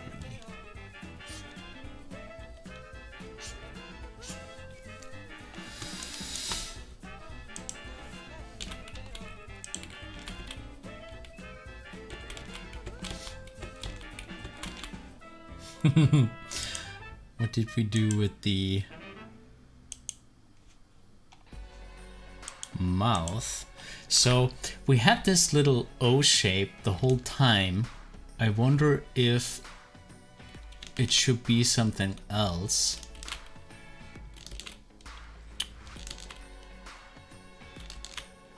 It's very cute though. It's very nice to have like this little... Ooh.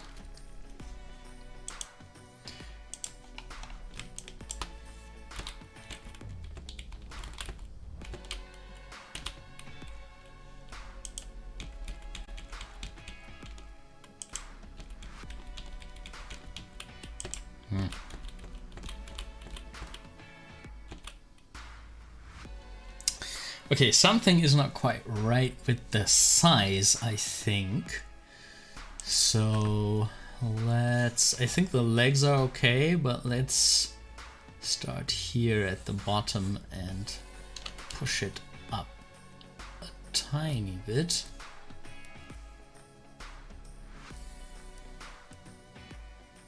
Yeah, I think that works.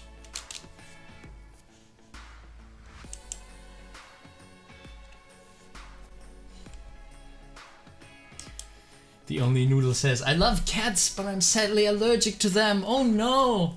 I also love your little drawings and animation style. Thank you very much. I really appreciate it. Blooptoon says, hi from Argentina. And I say hi from Germany. Oh, The Only Noodle, I hear you. Allergies can be so annoying. The only thing that I'm really allergic to, fortunately, is just some like grass pollen at some certain time in the summer. But fortunately, it goes away relatively quickly. And gladly, fortunately, no allergies against animals. But yeah, that's always an issue, always something to be aware of and to test.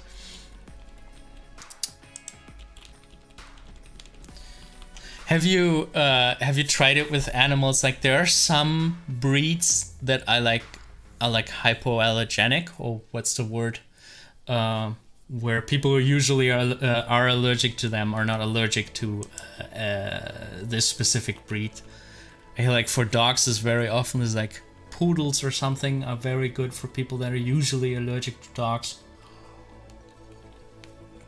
And I think there are some cat breeds too. The Only Noodle is from Germany too. That's cool. Whoop.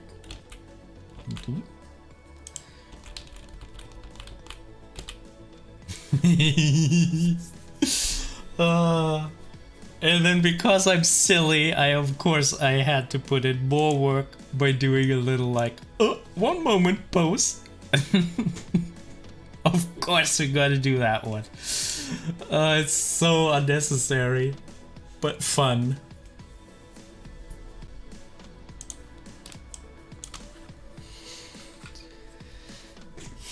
Oh!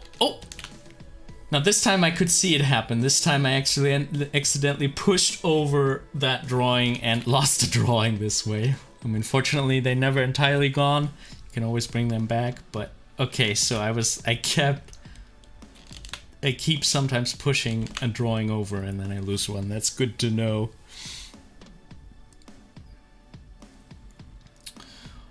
Alrighty. So, for the next one, I once again use the bottom part with onion skin to know what I'm doing, to know where I place everything. Create a new drawing, new animation cell.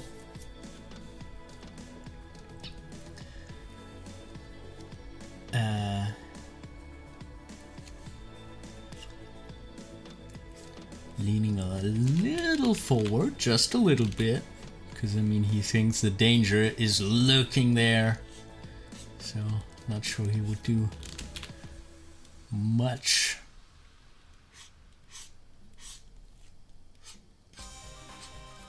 Okay, but we do the upper part later. For now we're just doing a slight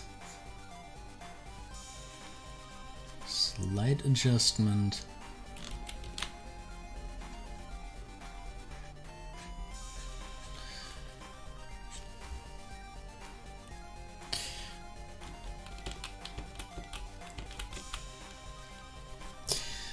Okay. And I think I want, with one arm, I want to have this like one moment kind of finger. And with the other, maybe like a stop. We gotta stop you guys.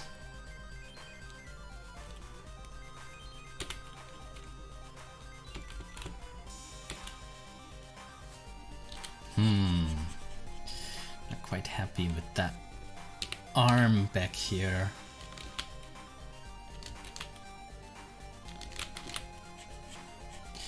Maybe if we just have the stub come up.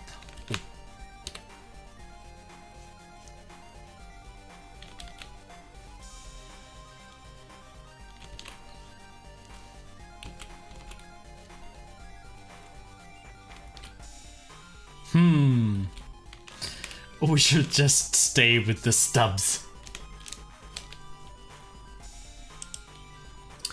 Hello, unknown anime lover.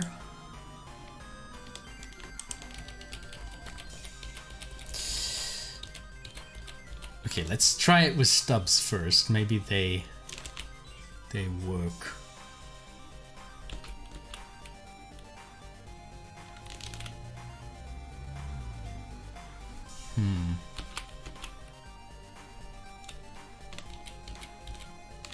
I feel like they don't work as a gesture, as a wait a second gesture.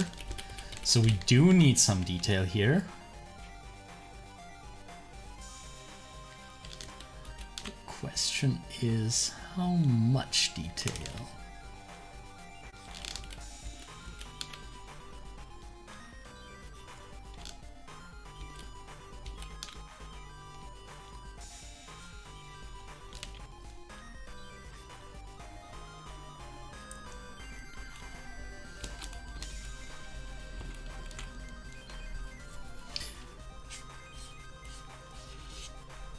Okay, so bonk.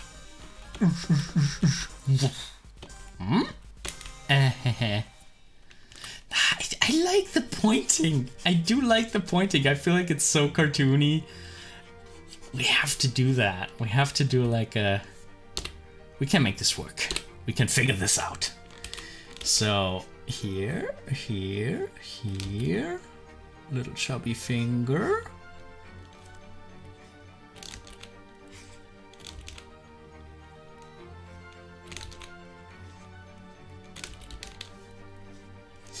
Maybe the other arm could be like a lot more insecure.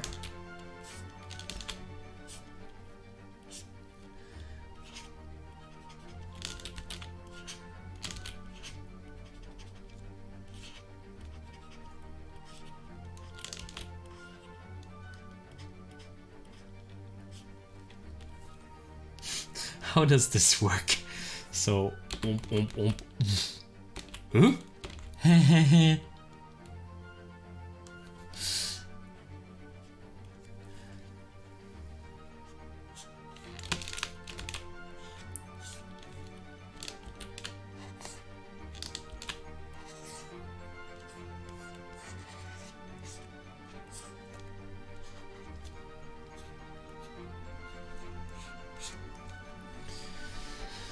Okay.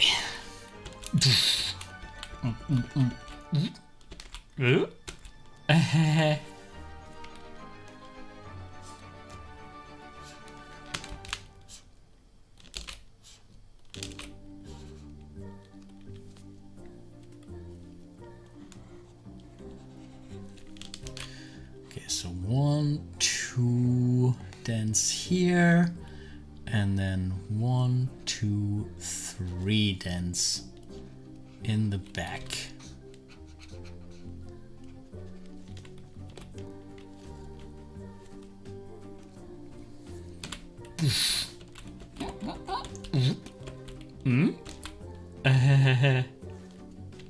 Oh, we need the eyebrows, I think, to really sell it.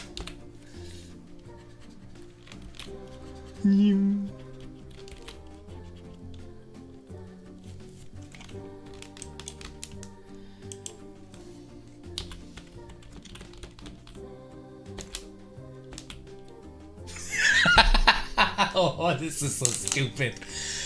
This is so stupid. Let's see if we want to lean him forward a tiny bit more.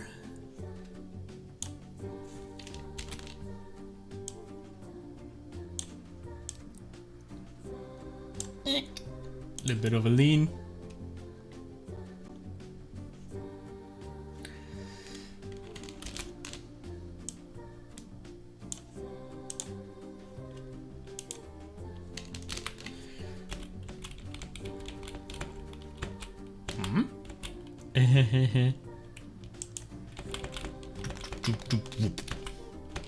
Huh? Huh.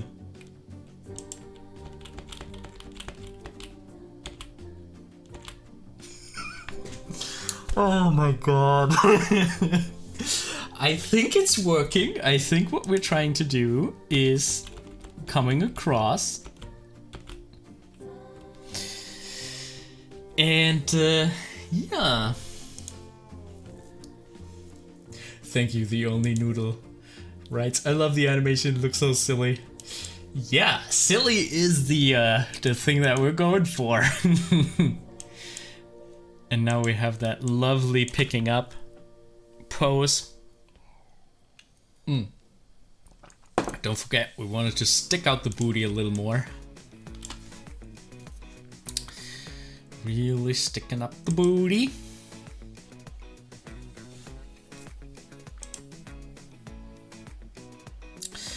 So how do we plan this one? I don't think I want to have him take a step.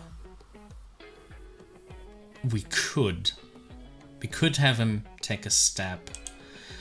Let's see how that would look. So if you're taking a step, only one of those legs would really move. So this one would probably stay where it is, and this one would be stepped over.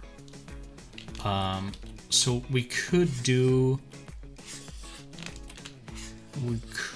this, where this foot stays where it is, and this one came forward. Like, from this perspective, it will only look like a little step.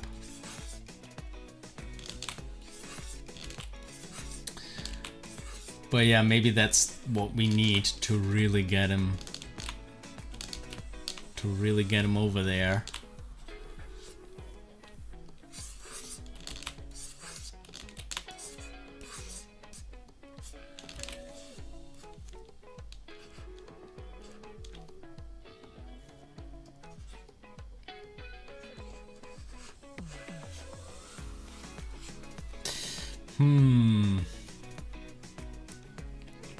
Doop.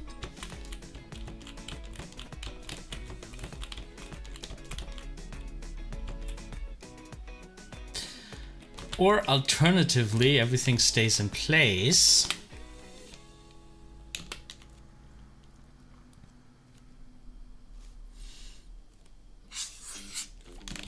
That would be kinda here.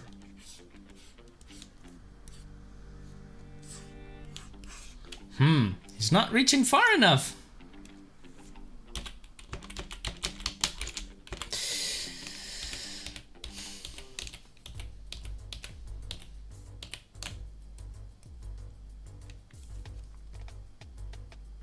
You could also step in a way that this one comes all the way over there.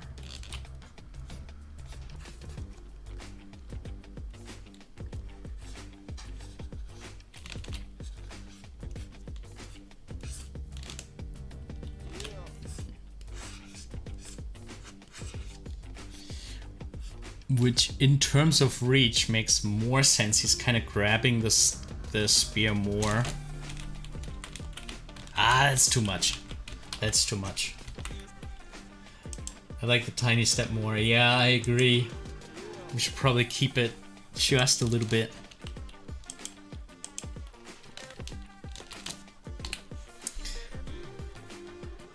Thank you, Azur. The shape of the character is also great. Thank you very much. Yeah, I was trying to give myself a little bit of a challenge with that cap to keep it three-dimensionally and to show it from many different angles and, you know, show the top side, show the underside and stuff like that.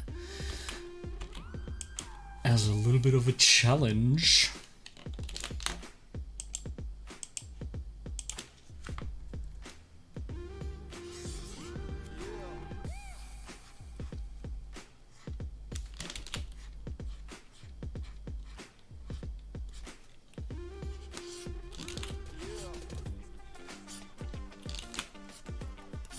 Okay, so how long could he possibly be?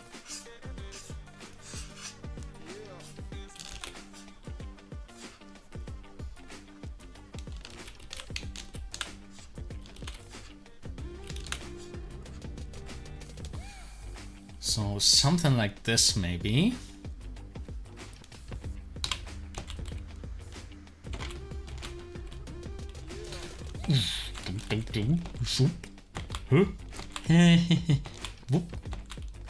Yeah, I think that works, especially if we don't stay in it too long.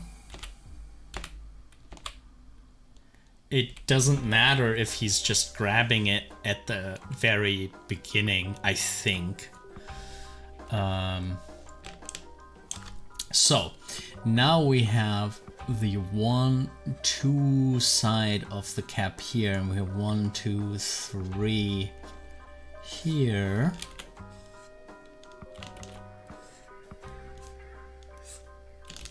We have that 3D shape. We have the sight line.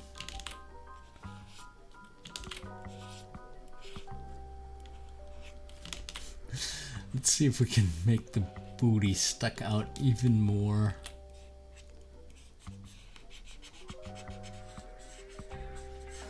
Oh boy.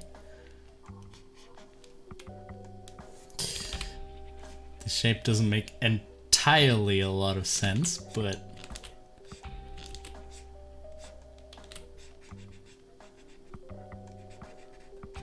I think it should work. Huh? Whoop.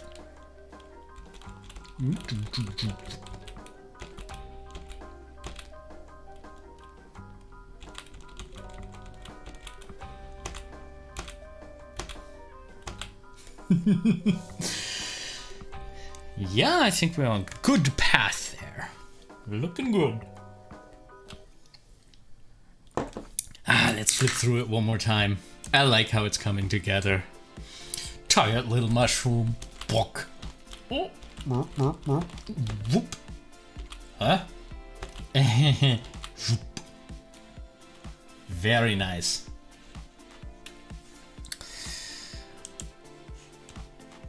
All right. Yeah, if you guys like the way how I talk about animation and you might want to have some feedback on your own animation, your own work that you're doing, and that could be an animation, that could be just a character design or a story idea, and you want my feedback, then you could consider joining the Patreon in the group mentoring tier. In the group mentoring tier, there is a monthly group mentoring call where you can join and everybody's showing what they've been working on, and I will give feedback, annotate, draw over it, animate over it, tell you some tips and tricks on how to make your work better. And it doesn't even have to be a specific project. You could also be like, if you have some skills that you want to develop, or you feel you get stuck with certain things, we can work on a plan to develop your skills. So that's also a possibility for the group mentoring. If this sounds interesting to you, you can find out more on animatorisland.com/group mentoring. And of course, if you want, you can also just support us on patreon.com/animatorisland. Your, like, every little bit helps a lot to keep this channel going and enables me to do more live streams. So yeah, and it's very, very much appreciated. All right, let's get back to the exercise that we're doing here. Of course, one of the 51 animation exercises is a character being hit by something, and you don't need to do the exercise as extensively as I did. Like, I added a lot of poses around the character being hit, but I just wanted to tell a little situation, a little story with this little dude here. So let's continue.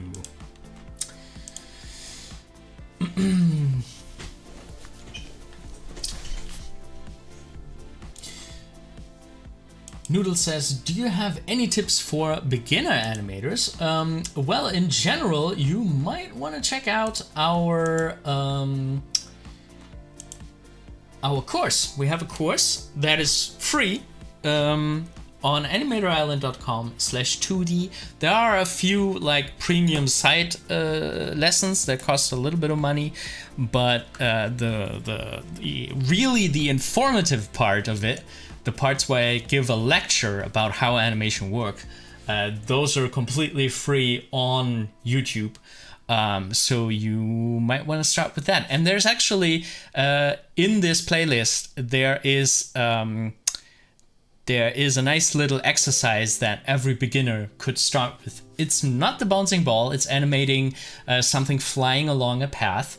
And that's the perfect exercise if you want to just practice spacing and how you can influence time and the nature of the motion by making the spacings, the gap between the lines, between the frames, larger or smaller. So that there are a couple really good exercises for beginners there that you might want to check out.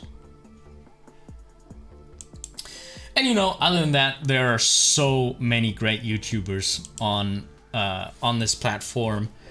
You definitely will always be able to find some great tutorials for any software that you're working on.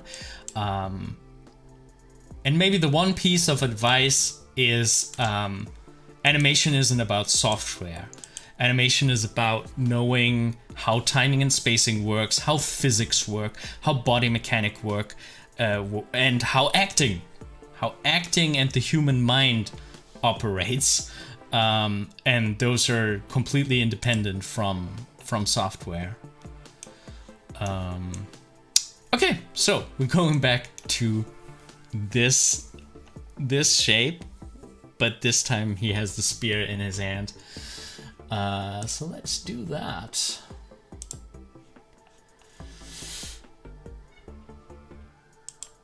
Hi, Elizabeth Forever.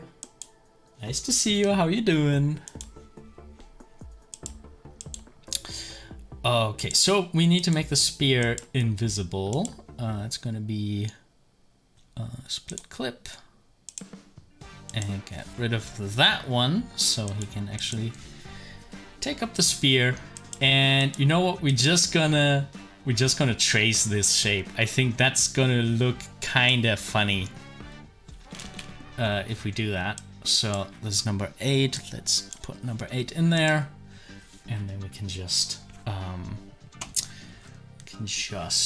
do that. The only Noodle is asking for the name. So yeah, my D&D group, this is a character that I inspired from Critical Role. They have mushroom dudes in their current campaign as well. I put some mushroom dudes for my D&D group to encounter, and they actually named the character Sherbert, is what they the name that they gave him, because you know if they asked him for the name, he was just like babbling. Like they're like little minion characters. They speak like.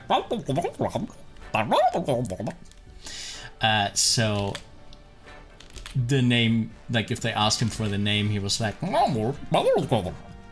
And they said they can't pronounce that, so they are calling him Sherbert. And he likes the name Sherbert. He's sticking with it now. So maybe we change the facial expression a little bit. Give him like a little...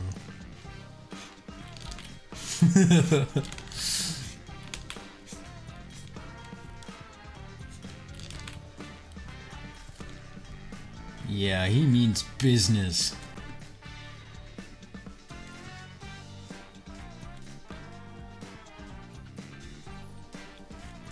He's really ready to fight now that he has his spear.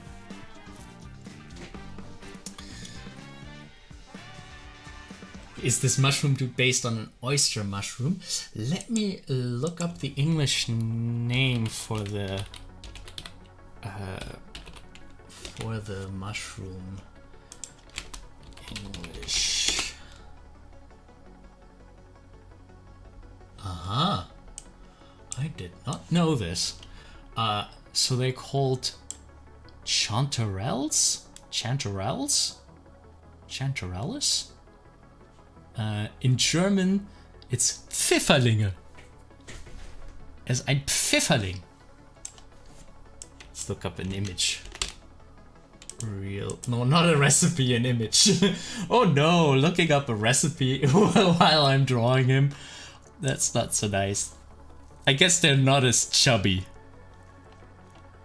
They get very thin in the middle.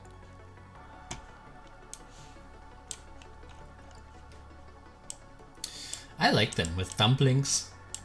A nice dumpling cream sauce. Let's have a look at oyster mushrooms.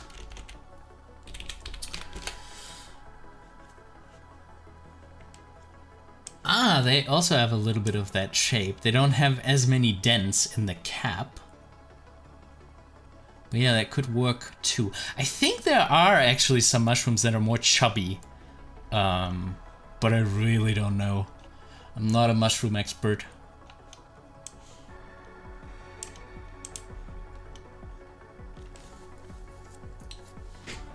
The only new loss. Are those mushrooms eatable? Oh no! I mean, he probably is. And he probably tastes like chanterelle.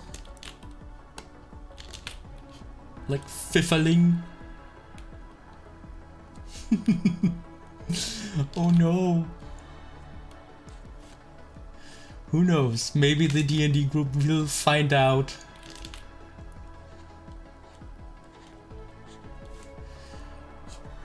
When they are low on rations. Gonna eat their mushroom buddy.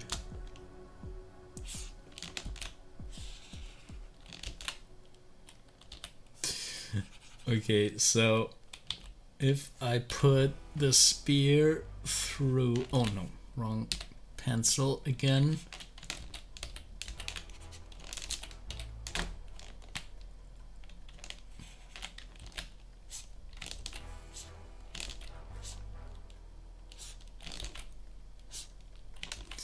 But I know my D&D players, I don't think they're gonna eat sherbet.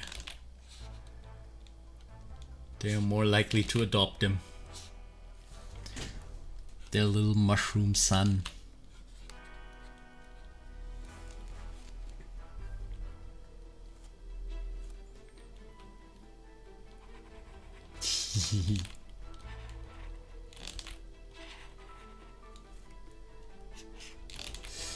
How did we do that? We had like this one swirl on this side and then a straight line. Might actually be... Where did the spear go? When did we lose the spear? Oh no, we gotta draw it again. So here Not sure what happened there. Spear mysteriously disappeared.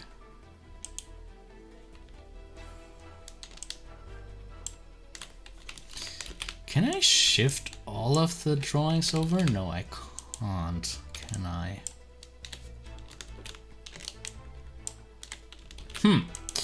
Guess I have to select all of them.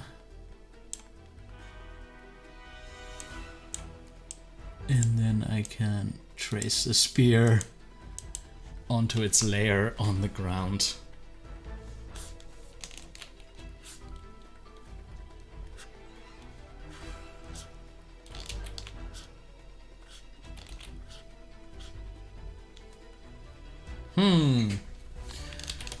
The spear that we had before was nicer.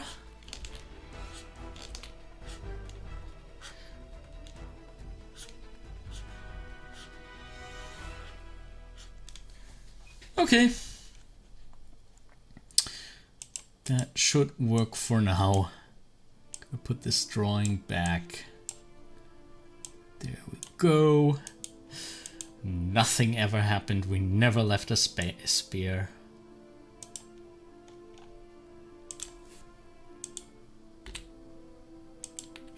Oh, that's when we lost it. I did not delete the exposure, I deleted the entire thing. Okay, now I understand. So I guess cut? Yeah, now it's gone.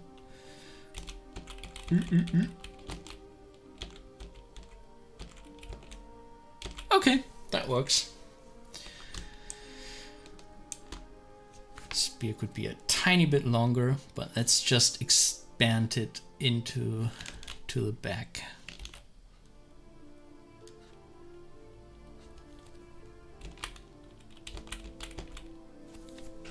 Okay. All right, and with this, with this we have all the drawings that we wanted to make.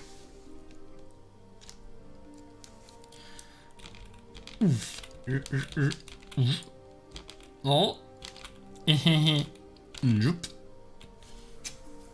He's not as cute anymore. I think that is because of the eyes. Let's work on his facial expression with the onion skin turned off.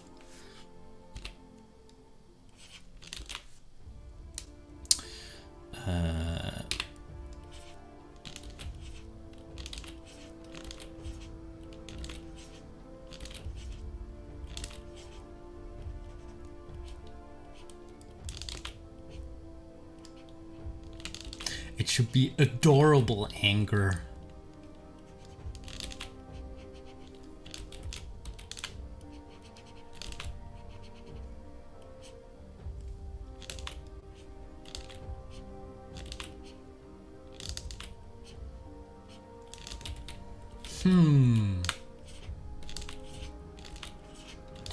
Oh, Sherbert. But he's also ready for action.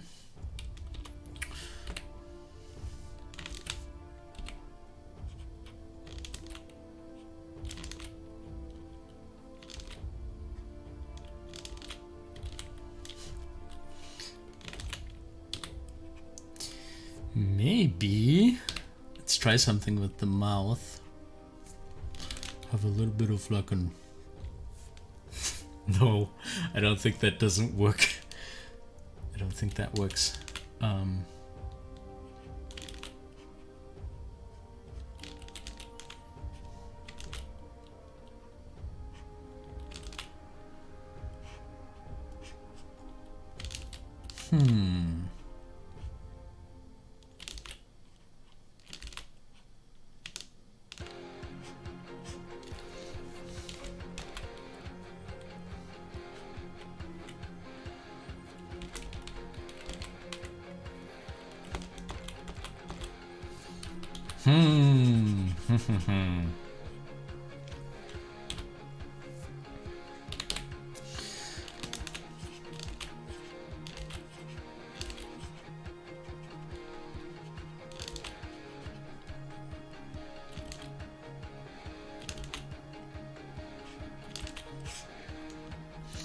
Maybe he doesn't have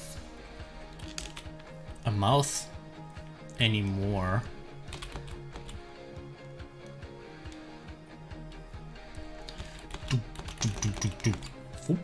Hmm?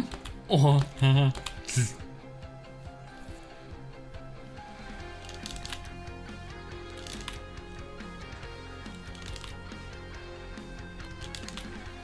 Or he's smiling. He could be like, ha, I got you.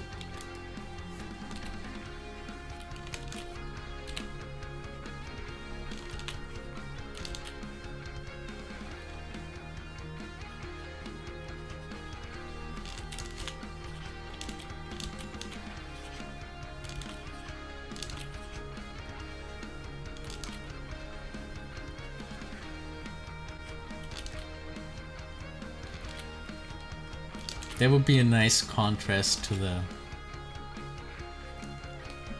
the post before. So, doop, doop, doop, whoop.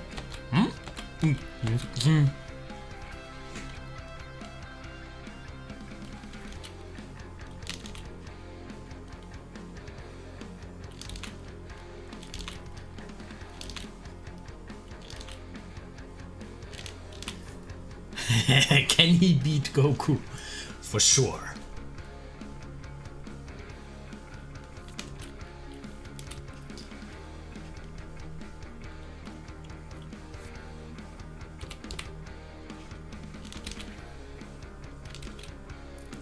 Yeah, I think the smile is the right track.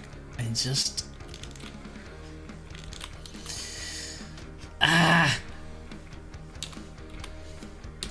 There's sometimes just a tiny nudge that can make or break it. And we haven't quite figured it out yet.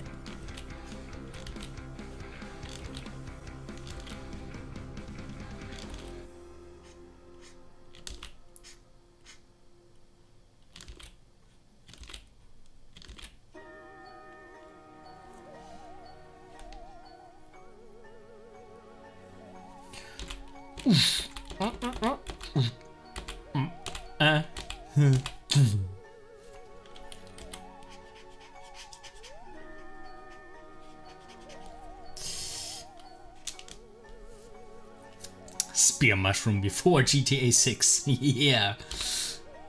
I want him in Smash Brothers now. I think he would be a good Smash Brothers character.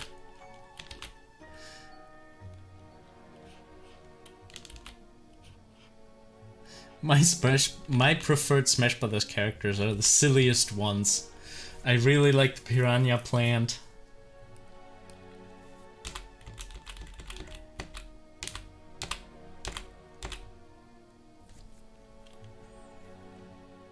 Not sure about the closed eyes.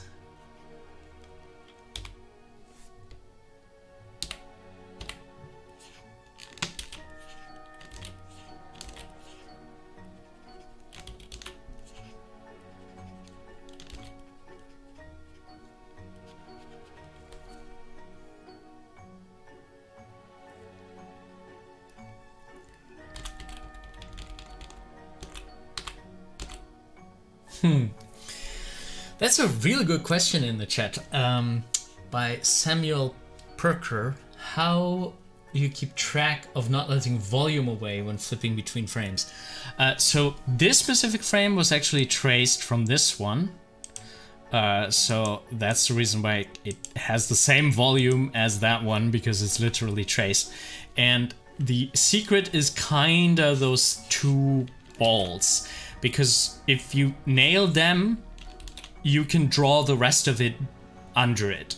So, and there are actually moments where I'm not that true to the volume, like this one is probably a little bit too slim. So let's really make sure we want to use the outside lines on this one. So the secret of keeping the volume is basically like finding shapes, finding forms actually, not just shapes, three-dimensional shapes, three-dimensional forms if you can, and then try to track those. So for this mushroom dude, I'm gonna track, like I'm always gonna trying to make sure that these circles stay the same, and then a circle up here stays roughly the same. And I always have to refer back to previous frames to ensure that. If this was a real production, I would have a model sheet that I can put in a layer under it. And the model sheet would have the character from all sides, would have him scrunched up and stretched out to the extremes. And then I could always put that in the background, shift it to where I need it to be, and then, you know, maybe trace even if I don't want to make it too complicated. I don't have to do that for when I do the rough pass, but if I do the inking, the cleanup, that would be the latest point where I would check my volumes against the model sheet. So yeah, and during flipping, I'm basically just, if I notice like something isn't right, I decide if I want to fix that. Like here we have his butt growing, but I kind of want to keep that because it's funny. Maybe we can make it a little more slim. But it's basically drawing something and then flipping and seeing if this is all right. We could also like make sure that this reads as coming off the ground, so maybe we get away with it better. But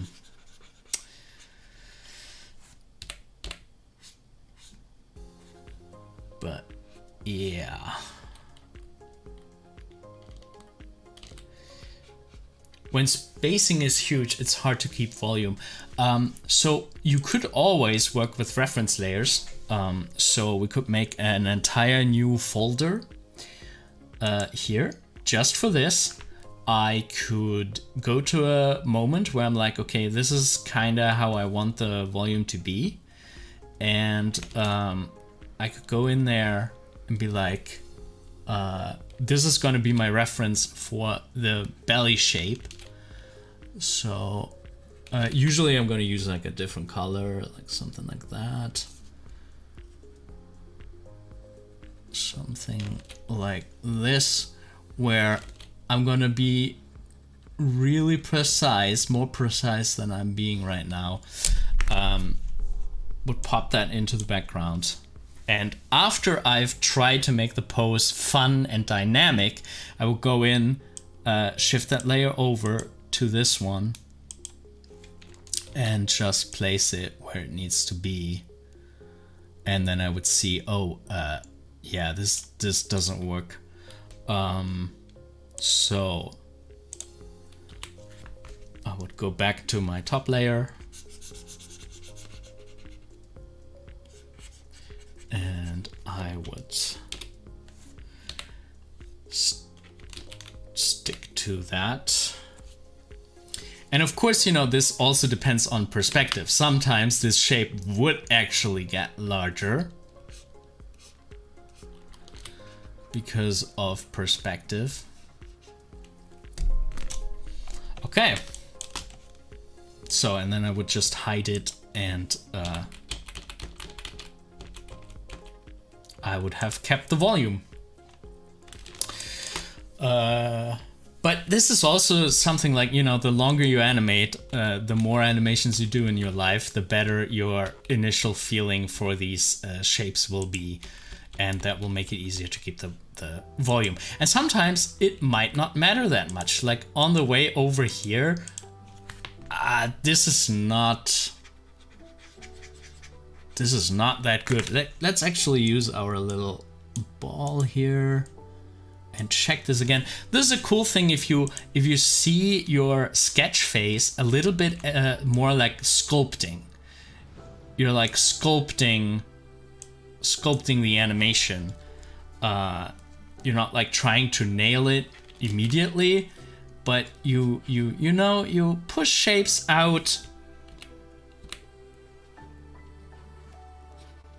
Maybe like this. Gave him a little more of a butt. Maybe that is fun. And then it's just testing things. Whoop, whoop, whoop.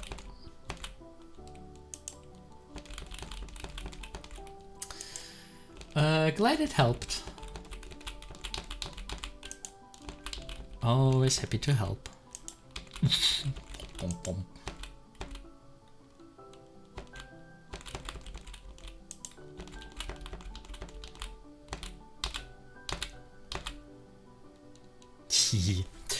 And I'm actually, because, you know, this drawing looks so much different than all the other drawings, I'm actually gonna fake put in the volumes, although I didn't need them to construct the frame. But it will just make it easier to judge. Okay. Alright, these are all the storytelling key poses. This is what we need to tell the story of our little mushroom guy and what is happening one after the other. So there's one thing that I really want to put in there because I think it's going to make the animation a lot more fun. I'm gonna put in some breakdowns where I think we really need them. So the most important breakdown that we're missing right now, I think, is from here to there. And initially I thought like, hey, it might be fun to just have him pop from here to oop, already being there. But I think we can use this opportunity here to do something crazy with the cap. So yeah, we're gonna explore that in a second. Let's see. There were more questions in the chat.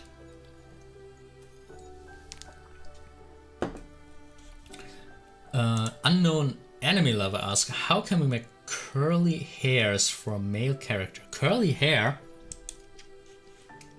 I mean, I'm not sure how curly.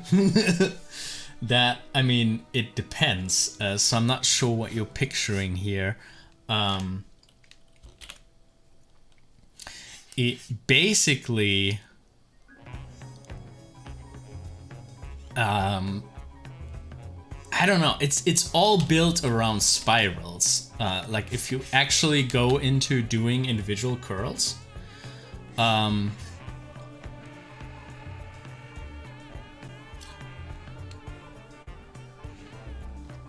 I would always build it around a spiral like this, and the interesting point is always here on the edges, because you maybe, you know, you have a side coming in, it's touching that side here, and then with the same side it's going out, and maybe you even flip it over.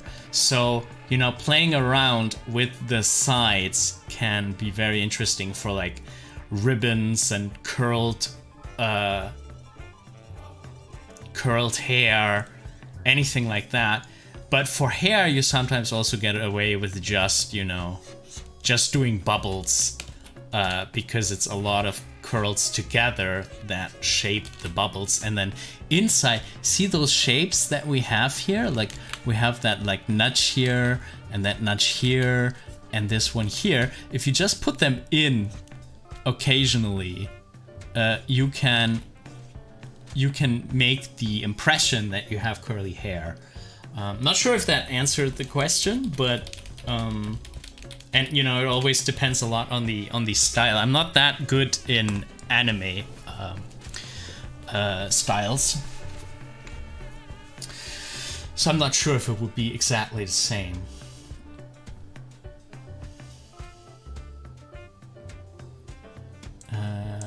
Correct. Animations? No. Samuel Perker asks, how do you master a copy to really absorb the stuff you proposed before?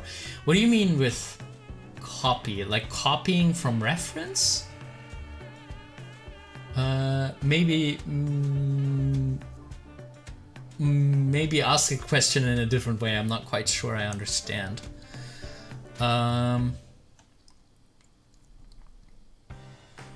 Like spacing, timing. Like how do you learn timing and spacing? Is that what you mean? Unknown Enemy Lover asks, can I use smears in Breakdown? Yeah, that's a very good place to use smears. We're gonna get to that in a second. Because breakdowns are the fastest frame in like an in-between, in a series of in-between. The breakdown is the one that is going to be the fastest. It's gonna have the largest spacing to the left and to the right. So that's why this is usually where you put your smears.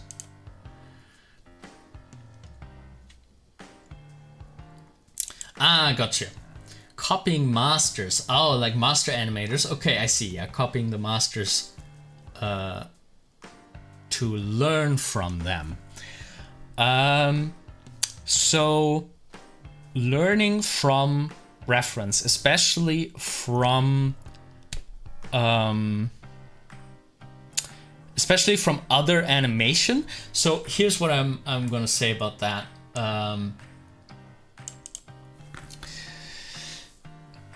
The thing that doesn't help is just watching animation, just putting on Netflix and, you know, being inspired and seeing awesome animation is great. And you can probably think like, oh, that's awesome animation. But you need to actually you need to go from consuming animation to analyzing animation. And analyzing animation, ideally frame by frame, and tracking things like arcs. Like if you track the wrist or the shoulder line or the line of action going through the body, like really trying to notice what they do with that. And I would suggest drawing over animation, like putting a clip that you really like from one of your favorite animated movies from one of the master animators, put it in Sync Sketch or another animation software and draw over it. Trace different things. Really try to understand what is happening and why. Try to understand how the spacings get larger and smaller and why. And you know, you will find interesting things where you're like, huh? Why is this like this? Like, what are they doing here? They're breaking a pattern, or they are overshooting in a way that you would never have thought to go that strongly and stuff like that. Or yeah, look for contrasts, like when you have a line of action going in one direction and then all of a sudden in another frame it's going in the opposite direction. Try to notice these things. Try to find the storytelling keys. What is a storytelling key? What is an extreme? Extreme is when you change the direction. So if you would throw a ball, you would go back and then forward again. That's the anticipation, but it's also an extreme because the hand went all the way back and is now going in the other direction. Try to notice all these things. How are different body parts offset? So maybe if I do this, you know, do this throw animation, maybe while I'm going in that direction, the other arm, while I'm already going like this, the other arm is still going back. You know, it's doing something like this. Notice little things like this, how different body parts are leading. So with your throw animation, you have your elbow is leading, wrist comes up, wrist begins to lead, and then the wrist pulls the shoulder. Try to notice chains like that, you know? Elbow leading, wrist leading, shoulder being stretched, being pulled. Those are the things that you need to look for when studying motions. Yeah. Hope that helped.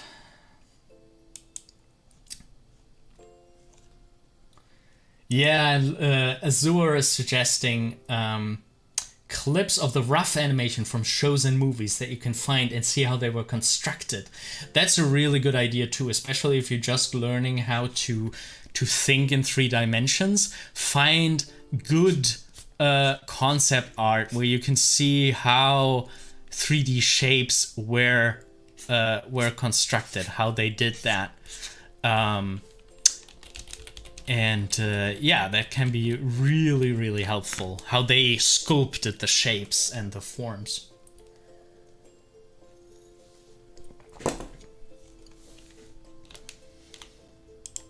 Okay, so we wanted to do... These are all storytelling keys. Some of them are also extremes because they are before the change in direction. Whoop.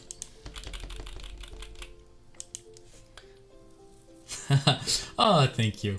Yeah, I can't help it. I get excited about about animation, about the work of the masters. It's really fascinating how. Here's the thing with animation.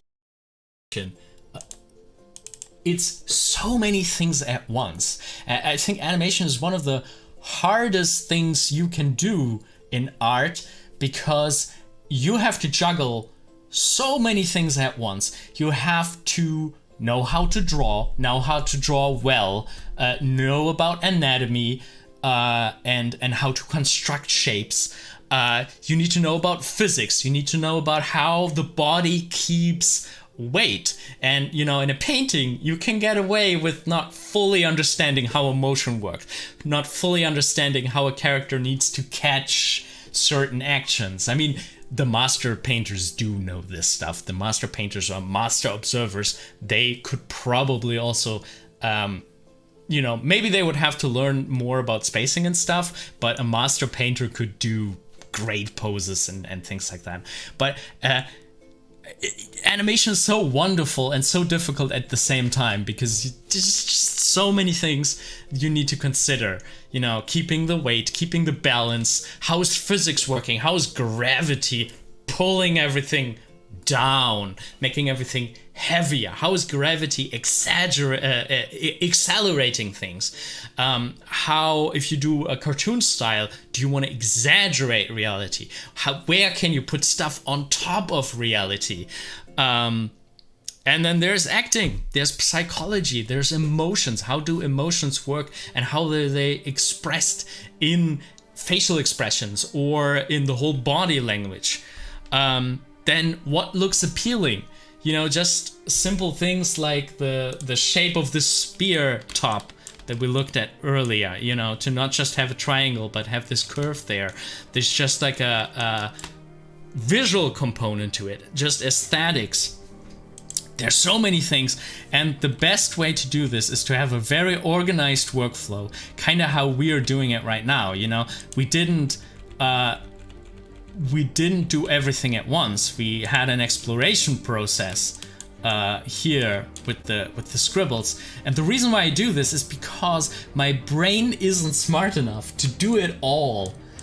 At once. You know, I need to explore different things. Maybe I need to develop the facial expression separately from how far is he actually leaning onto the spear. You know, those are two different aspects, and I should fully concentrate on how is the facial expression, what is the most silly, cool, appealing facial expression, and how do I really sell the lean are two different questions. And because my brain isn't smart enough, I need to kind of look at them one after the other. You know, try different leans, try different facial expressions, and then at some point it's gonna snap all together. But it's very difficult to pull that all from a vacuum. Yeah. Animator is just a small god. Yeah. Yeah, it's you have to be the god of that little world that you create. Okay, so we wanted to do a little breakdown here. So breakdowns are my favorite thing in animation. What we are going to do is we're going to shift everything over between 7 and 8. So between 7 and 8, we have room for breakdown. So shifting that over, blop. Now we have room for a blank drawing here. And how are we going to fill that drawing? If you look at onion skin, so the way how breakdowns are often misunderstood, and what unfortunately happens a lot during like in TV animation, is that the animators would just go exactly in the middle. Like, you know, we have that ball of volume here. We have all the lines being kind of in the middle. We have the mushroom cap being flipping over in the middle. We have the facial expression going over, being kind of like in the middle. That arm is coming over. That arm here came from above, and you have like this coming down. This works. This is gonna give us a breakdown that is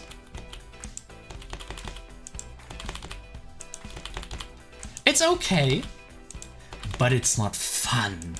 It's not living, it's not crazy, it's not silly, it doesn't have a flavor to it. This is a flavorless in-between.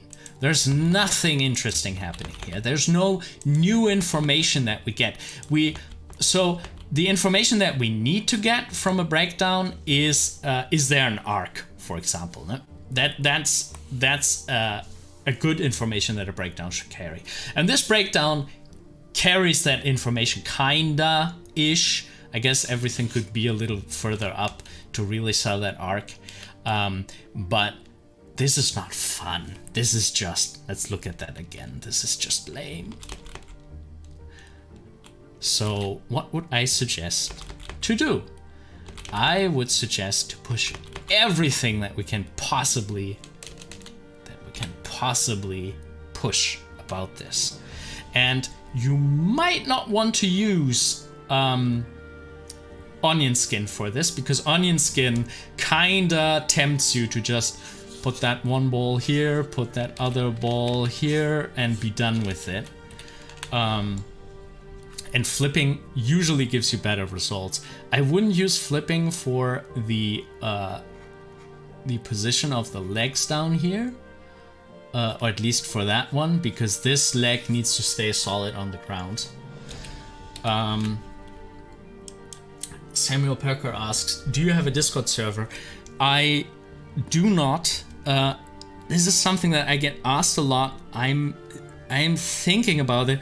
The problem is Animator Island is by no way my main focus right now, and I'm afraid if I opened up a Discord server, I gotta put all this thought into making an awesome Discord server and, you know, having all these different areas, and then I would never have time to actually reply there because there's so much stuff going on in my life right now, and I don't want to open up a dead Discord server essentially, because that wouldn't be fair to you guys.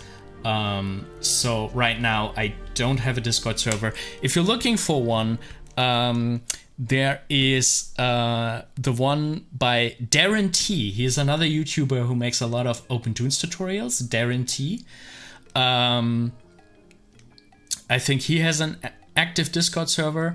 And then there's this big YouTube channel from Sir Wade Neistat. He's a 3D animator, really cool guy, really lots of experience. He has a Discord server too. It's kind of inactive at the moment. Every now and then, like if you ask a question, there's probably a helpful person popping out of the nirvana. But yeah, I'm a little bit hesitant about making a Discord server. Eventually, I would like to found like a little community like that. So, what could we do here? I would say forget, like we did what we needed from onion skin. We placed that foot.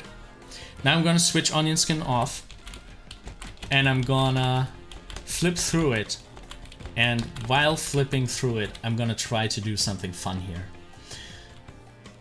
So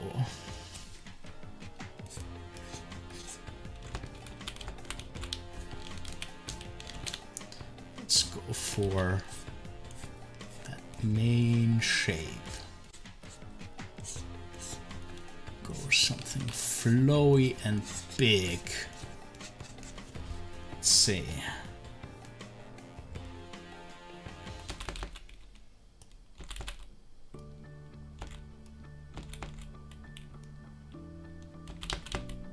Yeah, I like that a lot more. I like that dip back for the cap. That's really cool.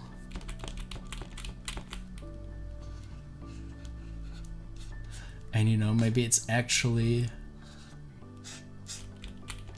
being pulled back. You see, it's almost keeping that shape and going over. I like that. And maybe he's so eager to get into his spear stance that he's kinda already there with his little arms. Maybe not. Maybe he is pointing back in the direction that he came from. Maybe he's still wiggling his arms. Like maybe there's a little... He's going up with that arm.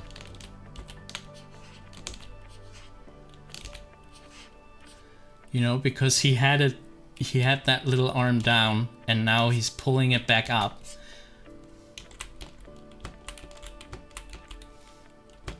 And the other arm was up, so we could put this one down.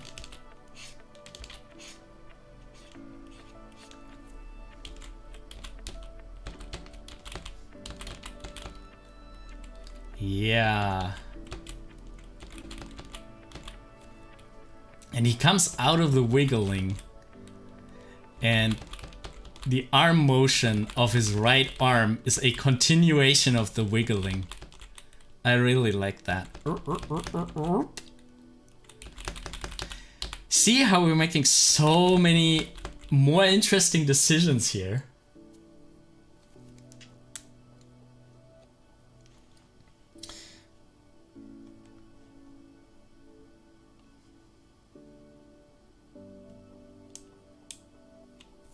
Breakdown is best for smooth illusion to make it feel good. Yeah. Definitely. Breakdowns are my favorite part of the animation process because you can do so much interesting things in there. Unknown Animal Lovers is asking Samuel if they want to work and learn together. That's a really cool idea. Yeah, I'm all for it. If you guys can connect, that's always a good idea. Learning together is a lot more fun. High anxiety. Welcome.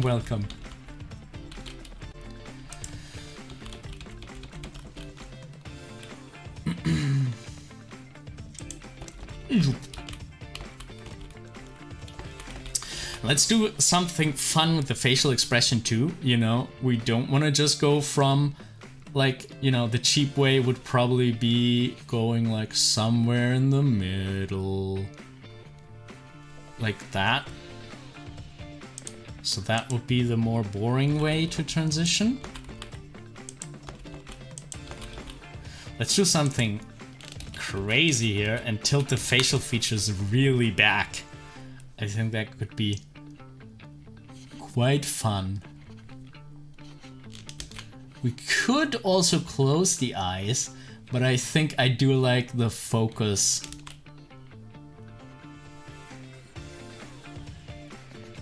And maybe the facial expression is also there. That's also a choice that you can make. You know, the eyebrows started up here. During the breakdown, you could make them come halfway down, or you could already have them in the final position, or you could still have them in the up position. This will not be seen but felt. Let's see the difference. So you can kind of feel how he already gets like more determined because his eyebrows are already down. You can feel that. And if we have his eyebrows up during the breakdown, it will feel more like, oh, what is happening? Whoop. He's still fighting losing balance. See that? It's such a small detail. It's just his eyebrows, but they do change the flavor of the motion.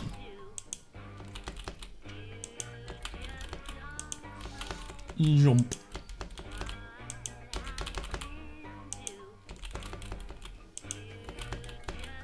Oh, we forgot the eyebrows here, so let's put them in real quick.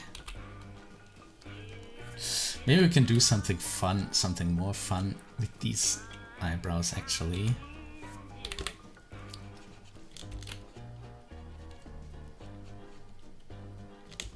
To have them more...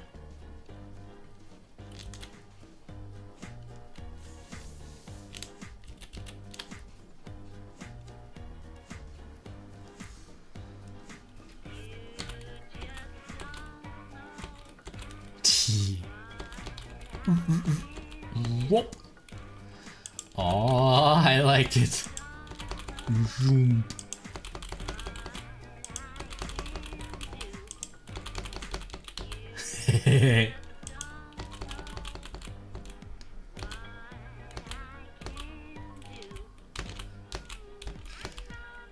So I think he goes from here to there with no in-betweens. I think it just happens. I think he just goes Schwop. No, this one.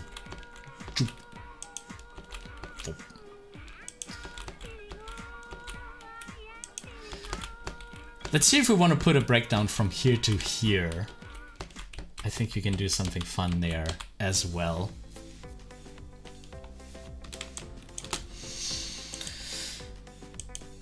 So...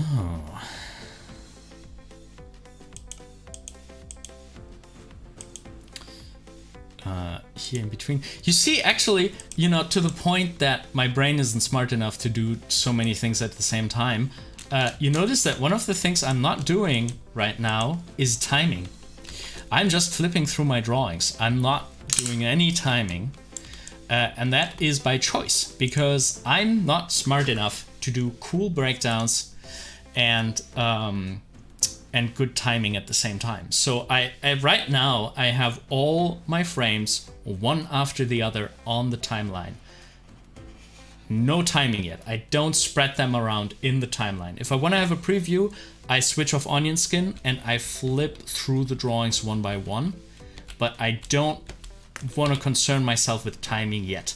My main concern right now is to find the best poses, the most fun extremes, breakdowns, storytelling keys, and we will worry about timing later.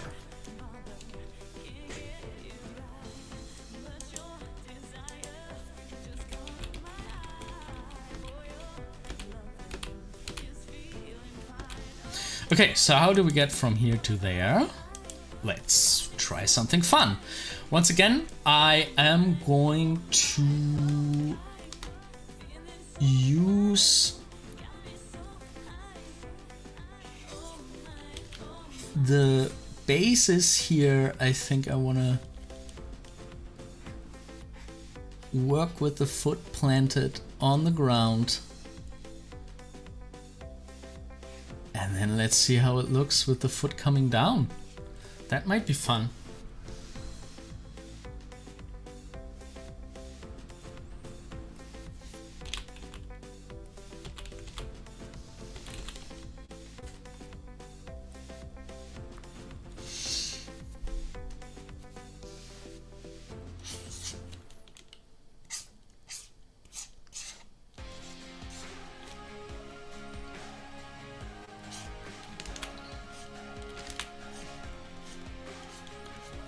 Okay.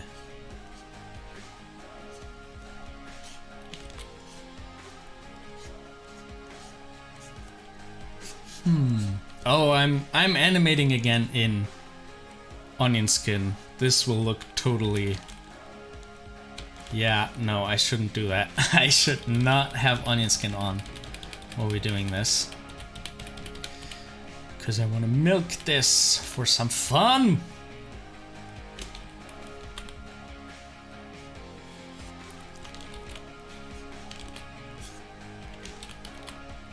Actually, we might only want that one leg and build everything else around that, because I think that's going to be enough.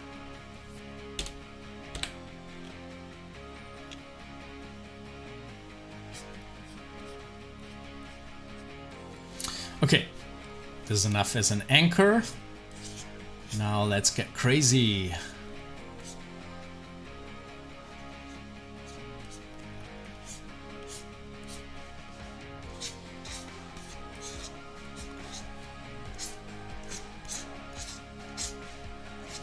see. Whoop. Oh my god. Zoop.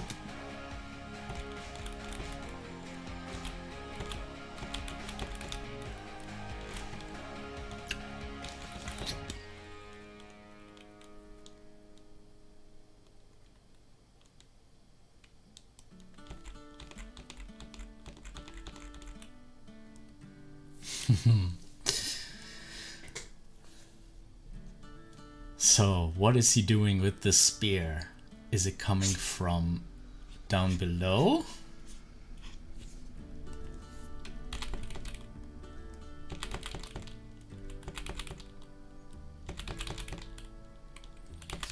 Is it coming from above?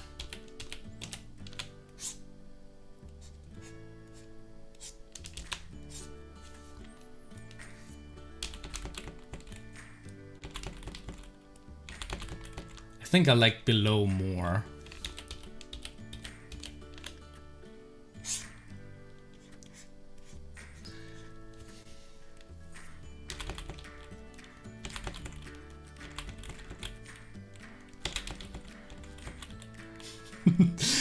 It actually looks like he knows a little bit what he's doing.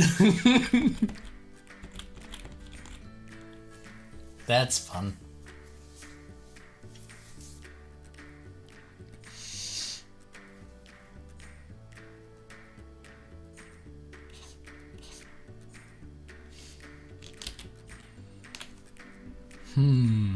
So I do want to have the spear outside of the silhouette.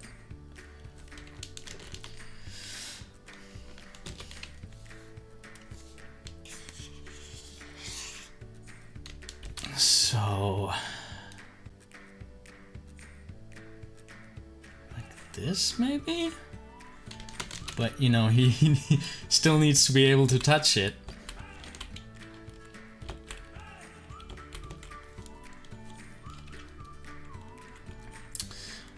And he holds it relatively far back, so... No, actually, that hand is probably here. This one is there.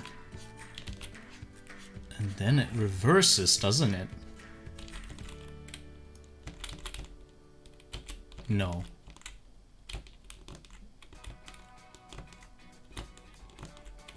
No, it's the other way around. This hand is here. And this hand is down there. It could be pulling from above.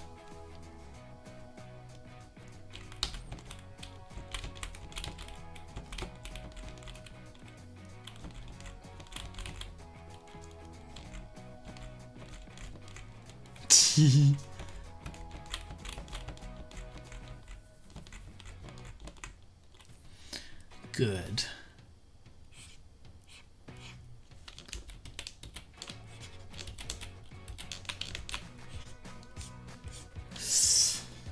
Oh, I'm realizing that I'm getting really hungry. I haven't had dinner yet. And for me, it's after 11.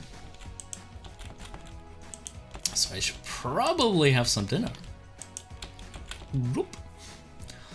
Okay, where do we put the face?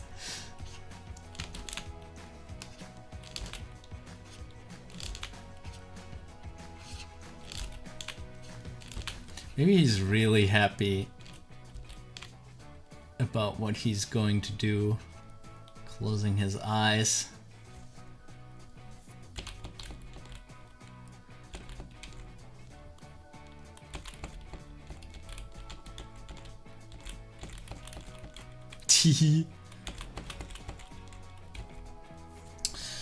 We forgot the leg here.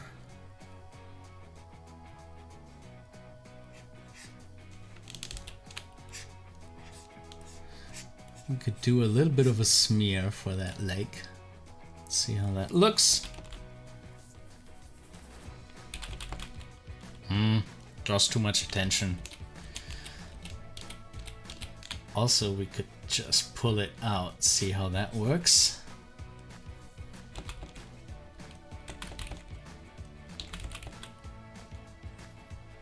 Well, we pull it down.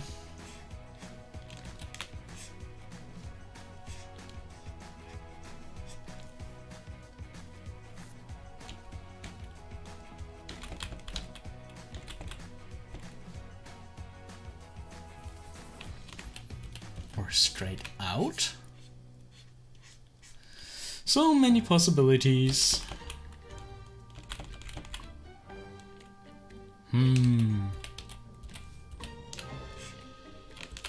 If we do an in-between for this one, we should probably make sure that we have one drawing where it's like really pulling him in that direction. I think that's something that he really needs.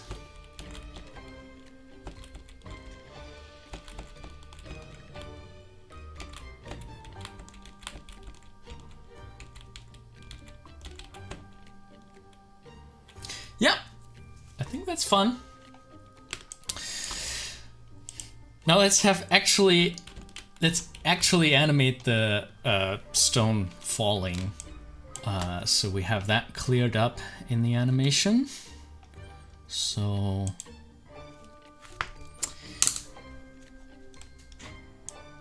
I think we need 2 drawings for that. We need one where the stone comes down.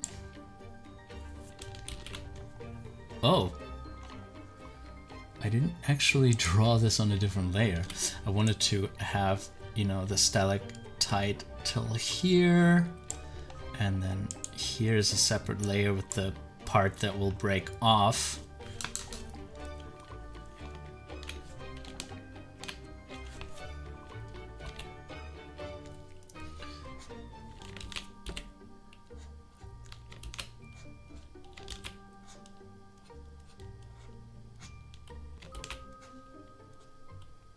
Okay, so this is the part that will break off.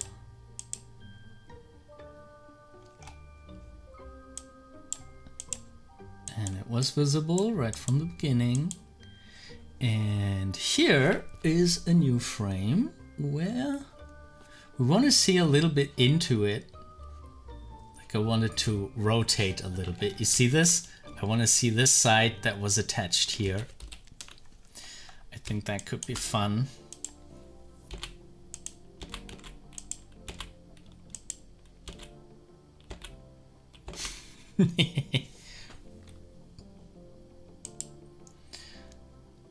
And I guess I will have an impact frame, shifting everything one more over where it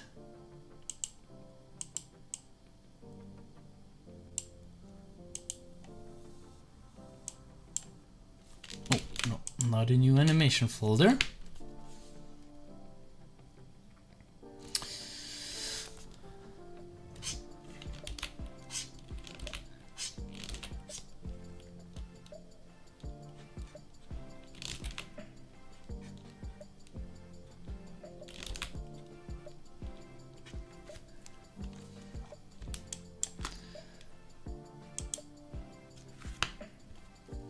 Okay.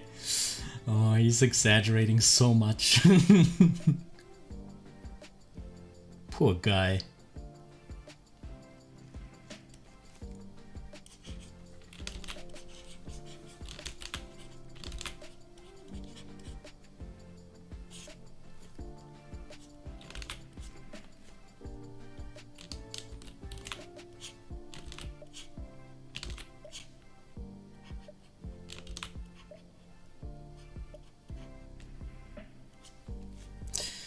Okay, let's see how that reads.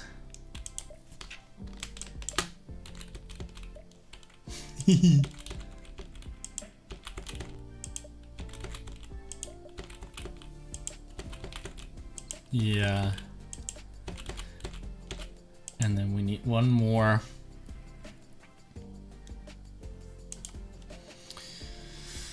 with it on the ground.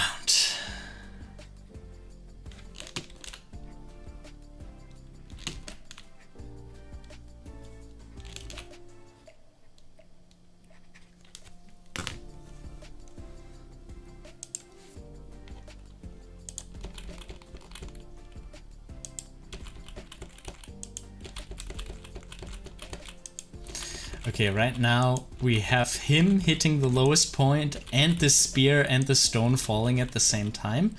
That is something that we shouldn't do like that. So maybe let's tease this a little bit.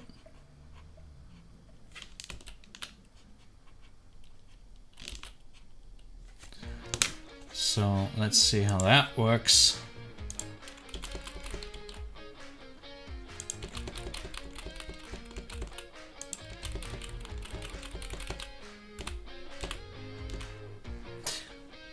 Of course, we have to make the spear be exposed longer.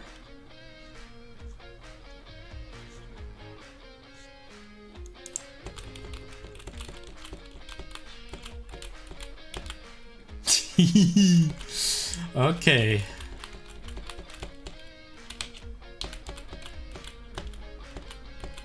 Yeah.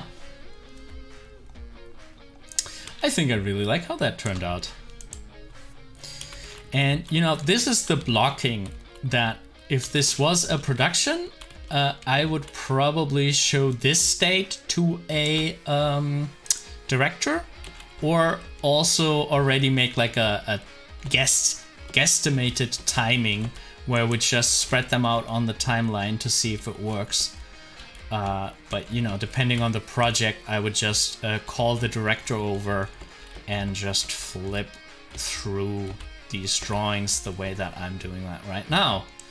And yeah, depending on the feedback, I will continue or do some things differently.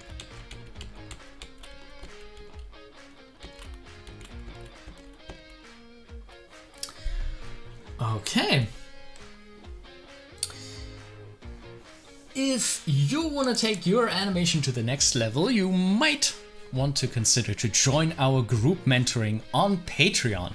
In the group mentoring tier, you are invited to join a monthly group mentoring session every single month, where you can bring whatever you're currently working on. And that could be an animation, a character design, a story idea, an animatic, and I can give you feedback and help you to improve it. So if that sounds interesting to you, you might want to check out more information on animatorisland.com/group mentoring. And of course, you can also just support us in one of the lower tiers. Every little bit helps a lot to keep this channel running. Thank you so much to all the people who already are Patreon supporters. It really means a lot to me, and I really enjoy doing these live streams. And yeah, hope we can do this more often and all the time. And I love sharing my knowledge and my workflows with you. Love hanging out with all of you in the chat. It's always a lot of fun. Yeah, and with that, we reach the end of this live stream. Let's have a look at the animation one more time. So we have... Huh? Mm-hmm. Wonderful. I think we did good, you guys.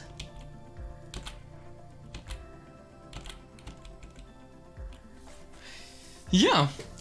Thank you all so very much for joining me this fine evening or day, whatever it is in your part of the world. I had a lot of fun starting this live stream with JK. I think that was really great. In case you missed the beginning, JK joined us, and yeah, we have plans to do more live streams together and do little challenges like this one. And next time he also wants to animate his own version of it. So I think that's also going to be interesting to see how he approaches something, how I approach something. So really looking forward to that. Next live stream is probably going to be on the weekend. Yes, probably going to be the weekend.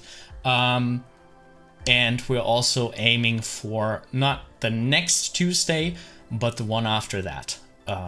JK will hopefully be able to join us then. Yeah, once again, thank you all so much for joining me. Thank you so very much for your kind words. Always looking forward to doing this again. I hope you have a great time and keep on animating, keep on improving your skills. Always excited to see what you guys are cooking up. Good luck with everything and see you next time. Bye bye.